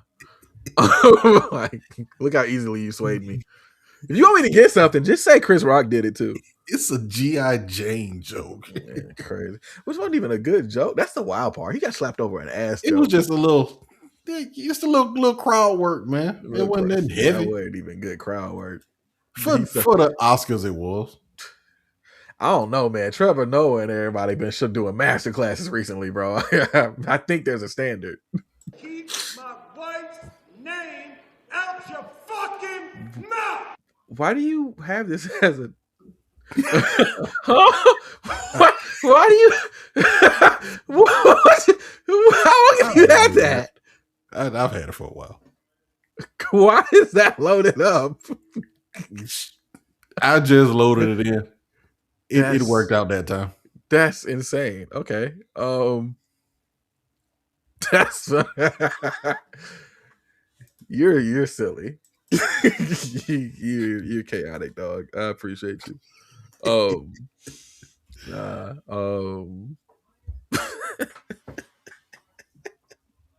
like TLC. All right.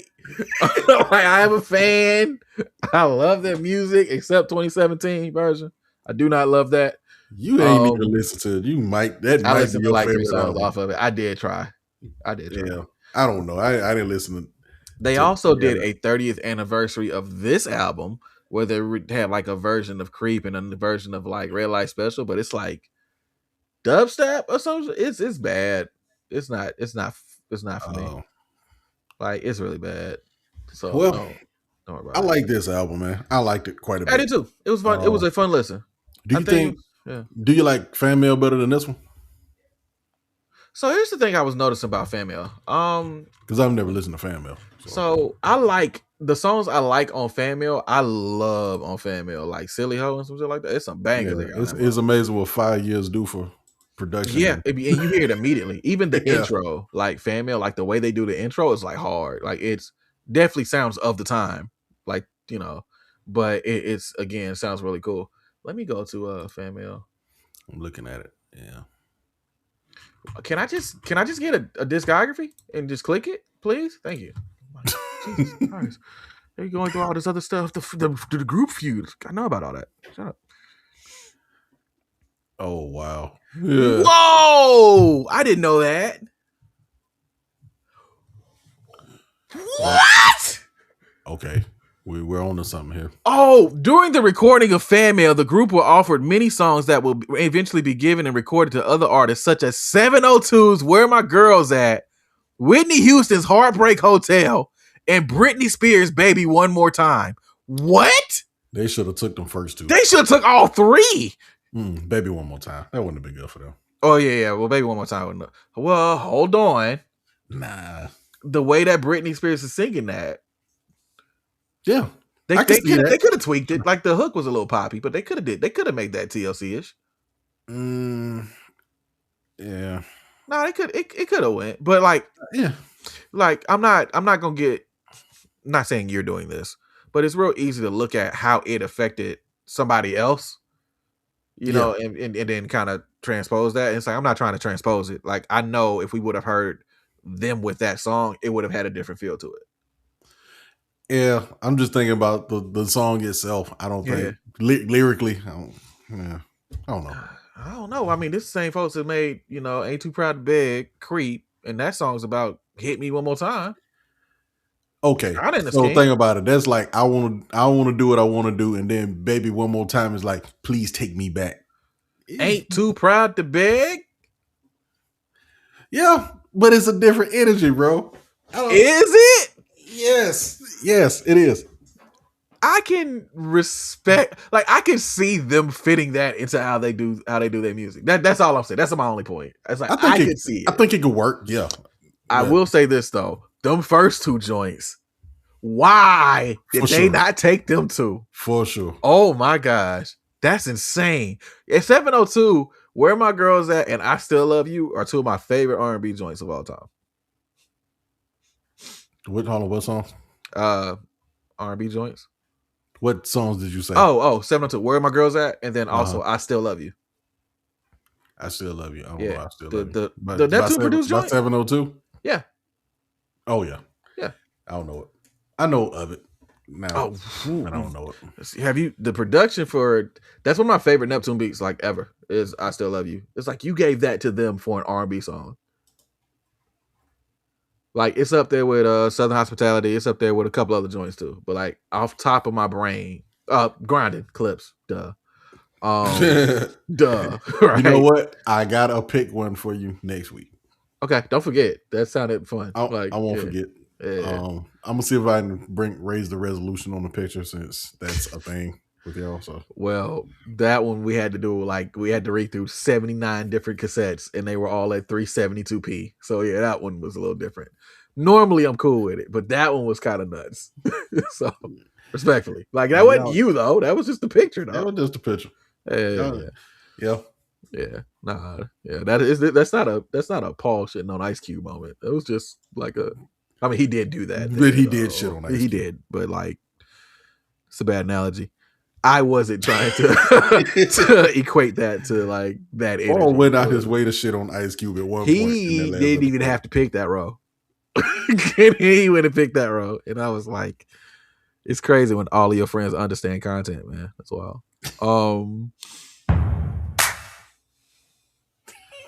That's how. Yeah. Have you heard that beat? No, but I just heard that the like the way it comes, it builds. It's a big build. Like we ain't gonna play a whole lot. Okay, I know what era we in. Yeah, if you know area, yeah. And it's just the way it vibes, and then later, like they add more instrumentation and the flute.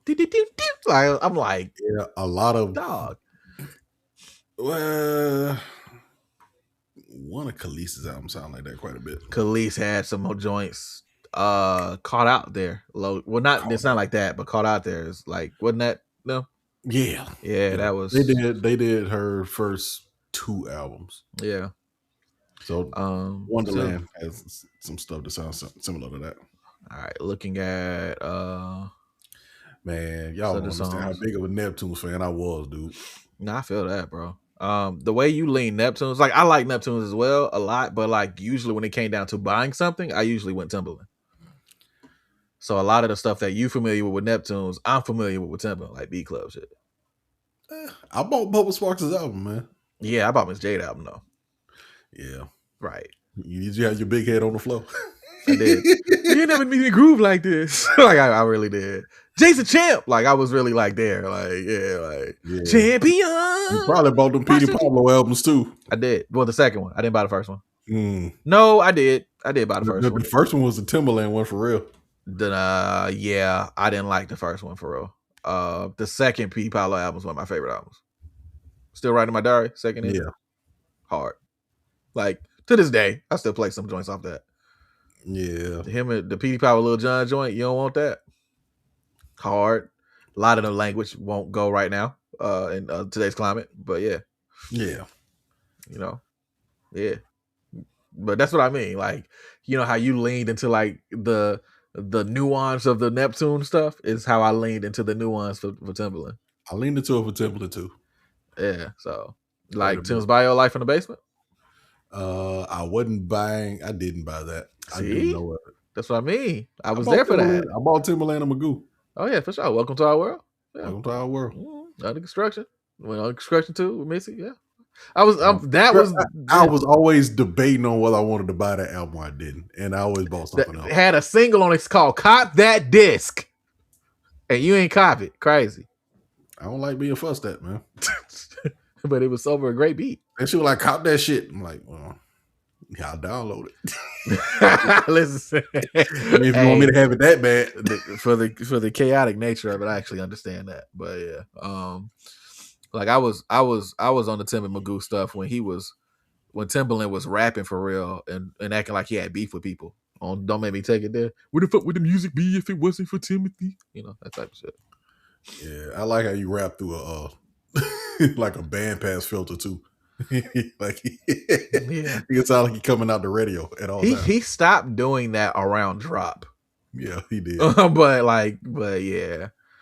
So I mean, but like that's that time. But that's when I was leaning in when Tweet was on the hook. This is for all of y'all. You know, all that. You know, Timberland era. Yo, that was a time. Era. It was an era, bro. Anyway, this album's dope. If you ask me, I have to go back and listen to like the last back half of Fan Mail. But from the front half, I do like Fan Mail better than CrazySexyCool. But I don't know if that's a fair comparison because I feel like way more writers was on Fan Mail. So put a pin in that. Now next week I have an answer for you on that. Just like a quick hit. I can because I'm gonna go back and finish it because I want to finish my TLC deep dive. So I do remember when this was coming out. Not really. It's a lot of the same star cast writing. Yeah, a lot more Austin. Yeah. A lot less Jermaine. Yep. But yeah. And one Tiny. Yep. Tiny and Candy. Gotta give them both the credit. Yeah, Escape basically. Right? You don't. No? Yeah. Hey man. I don't know about the ladies. I don't know about the ladies in AB. Let's just give them two their credit. All right, that's fair. That's valid. That's fair. Okay, all right, that's fair. Anyway. Yeah, that's it, man. I think it was cool. I think it's a dope album. I agree. It'd be needing that spot on that listen. Oh, for sure. I think it's a really dope listen. Like it. I know you said earlier you didn't really feel like it was like a time capsule situation, but I feel like it represented that girl group era very well. Like, I mean, there's some other stuff, of course, writings on the wall, Destiny's Child type shit that you can go to if you want to reference it. Yeah. But this is like really a precursor to all of that. So they are really like, as far as you talking about the R&B / hip hop / young energy at this point, they're the blueprint. Yep. And that's what I was saying. I had somebody one time tell me that's like, man, if you want girl groups, you should start with Destiny's Child. I'm like, go back. Go back a little further. I mean, yeah, I would go with TLC. Yeah, I would too. I think TLC is a great start. I think TLC and this, I low key, I still got love for 702. So 702. Total. No, not Total. Was it Total? Yeah, with Total. No, I'm not thinking Total. Black. I'm thinking of Black. No diss to Total. Right. No diss to Total. Yeah. But I was thinking Black. As far as like the youth and bounciness of it, I will put, I'm thinking about the Blacks, what's the other one with the 3LWs and shit like that. I think all that falls in the lane of TLC. Yeah, like that. Pussycat Dolls even. Like, I think that all comes from that lineage. I would agree to that to a degree. It's different sides of it, but for sure, it all comes from that TLC blueprint. Yeah, I agree with that. Listen for yourself, though. If you haven't heard this album, it's definitely worth listening to. It's like an hour. It's definitely worth the time. Check it out. You can skip the interludes. But actually don't the first time. Let us know what you think. Play it the first time and let us know whether you want to hear Chili talk about wiping our ass. So, I mean, did he sound like he was having a good time up until that point? And to be fair, they cut his feed, so knowing. Well, they cut the clip off. He still could have been on that. Right, he could have. Yeah, definitely could. I like how he was just listening to Craig Mack all casually. Yeah, because that's a thing. That's another sign.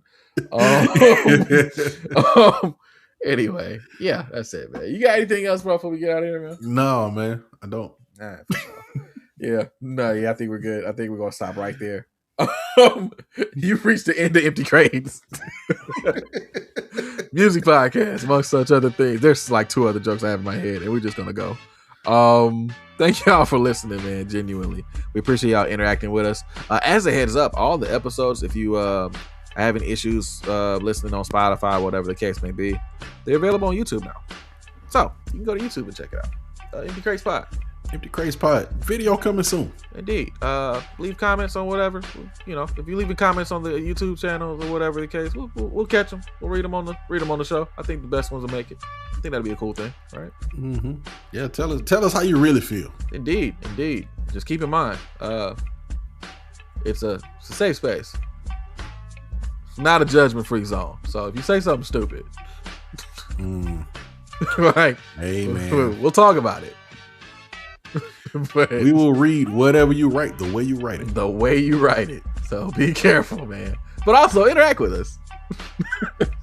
Yeah, there you go. Yeah, man. Yeah, lock in. Tap in one time. You feel me? I know. I can say it now, man. We ain't there yet, but smash that like button, and subscribe. Smash that notification bell. Ring that like button. Smash that notification subscription. Yeah. Bell that comment. Yeah, like and subscribe. Smash that bell so you can get notified whenever Empty Crates drops. There we go. Yeah, that's gonna be the spot. Like I'm gonna do the outro. You do that part. Yeah, for sure. I get it. I feel. I see it. I see the future. I'm definitely gonna say smash that bell. I know. that never crossed my brain if you're not saying that way. Like so, yeah, man, smash that bell. That's it, man. Appreciate you, bro. That's really it. I'm trying to think if there's anything else. Nah, that's it. Same time next week. Only one thing really left up to say. Well, wait, hold on. That's not it. That's not it. I think I remember something I was gonna tell you. Hold on. I think I made a note of it. I remember. Oh, shout out to Coolio. Rest in peace. Shout out to Coolio. No, fuck them lyrics. That's what I wanted to say. Hey, did we talk about Kevin Durant's burner account? Did I talk about that with you? Yeah, we talked about that. Okay, so they've been going through this muzz like it's Epstein files, right? Oh wow. It is. I really wish they would go through the Epstein files like that. I mean, the issue is they're just redacting a lot of things. One of the things I saw earlier I was gonna make a joke about. It is bullshit. That's why I just said I can't believe this nigga's president, and I left it at that. Yeah. I was referring to that. Yeah, we can talk about that after the pod. Yeah, for sure. Nah, man, it's as a Houston Rockets fan, I don't want to talk about Kevin Durant. Never mind, we can go. I mean, that ain't the only team he's ever played for. Yeah, but that's the only thing that matters to me right now. I mean, he called Russell Westbrook a triple-double cocaine bear. Oh yeah, we talked about that. Yeah, so it's like, that's cool. Like, it's just a lot of stuff's happening now that's like people are tying directly back to, like, one of the YouTube creators I follow. His name's Daniel Lee. Daniel L.I. He does like an analysis of like certain things, and it's really good. And he went and found the games that Kevin Durant was talking about in those tweets.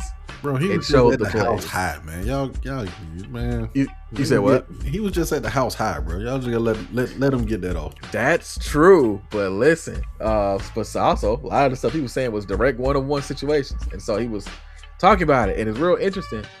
But one of the things he was talking about was one of the players saying that he can't shoot for shit and like kind of dunking on him, and that player was one that like idolized him growing up. Oh, that's and it just so happens that they're on the same team now, and I think situations can make you better or bitter, right? And that person, his name's Jabari Smith. He came out like last night and had like 35. Man. And so I'm like, cool, bro. Just you really gotta everybody watch what you say about people. You never know when you have to be in them people's face. And that's facts. Keep that same energy if you got it. Yeah, I think it's very important to just watch how you say stuff. Even if it's negative sometimes. I think the way you say, like in certain cases, you got to be blunt. I get that. But most of the time, I feel like it's a way that you can say what you have to say without being disrespectful to folks. Or just don't be like tweeting at home when you high. Just stop. Or that. Maybe that's the part. Maybe you should just like not have 17 burner accounts to say things. Yeah. You know what I mean? Maybe you should just stand on business. Or just don't say it. Or take your high ass to sleep. Or watch next Friday or something. Whatever high basketball players do when they don't lotion their ankles. Or whatever presidents do late at night. Y'all just stop doing that shit, man. Yeah. Just stop. I don't want to know what presidents do late at night. That is a slippery slope. I'm cool. Nah, I don't need to know all that. Yeah, same. Really gonna have to watch what I'm saying now that we leveling up to other platforms. Yeah, might be a couple edits this episode. Just getting shadow man out here. Man, hey, for real, that is an issue now, right?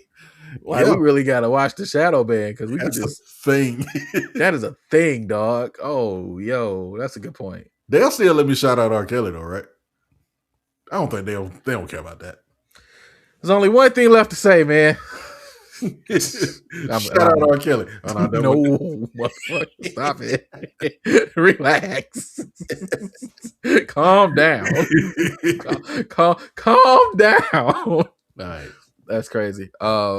Anyway, appreciate y'all for listening, man. Back next week, same time. That's it. One thing left to say. Peace.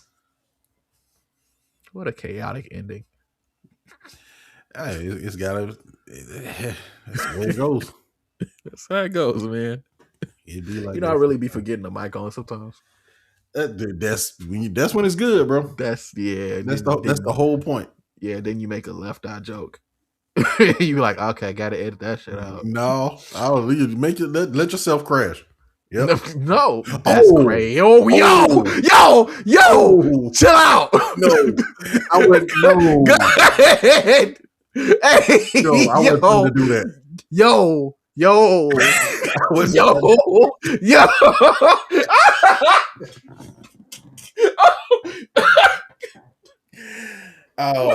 with you, man? I would try to. No, that ain't what I meant. I didn't mean that way. Okay, so take yours out and then take mine. Nah. If I stay in, yours gotta stay in. Well, we can take them both out. I ain't mean that. All right, bet. I'll take both out. Hey, leverage. I like that. I ain't mean that. That's crazy. Oh shit. That's crazy. Oh, that's crazy.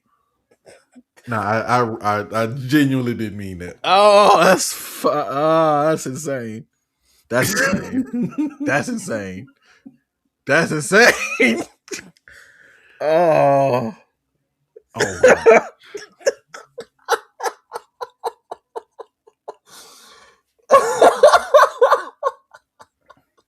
I was not trying to go there. That's wild, dog. I know that's the funniest thing. I know you didn't mean it that way.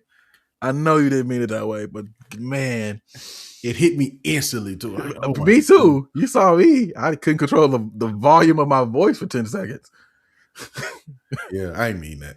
Yeah, we gotta take that out, dog. We jokes aside, that's hilarious, but we gotta take that out. I put that on band. I put that on like behind a paywall. I did, or not. We could just just fuck it.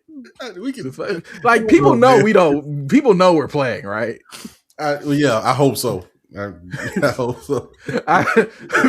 For clarity, these are jokes. Some intentional, some not. See, that's how we got it. It's a joke. It's a joke, man. Comedy style. It's a G.I. Jane joke. That's the name of the episode, comedy style. Okay, that's what I need to put on it. It's a G.I. Jane joke. I need that. You gonna put it? You just say G.I. It's a G.I. Jane joke. G.I. Jane joke. That's gonna be the name of the episode. That'd be sick. I don't want to do that, bro. I don't want to get Chris that reference, bro. That's the episode. G.I. Jane joke. I hate it. Whatever. I'm going to get some Chipotle, man. I don't care. You do what you want. Yeah, Send me the artwork. Get that free queso, man.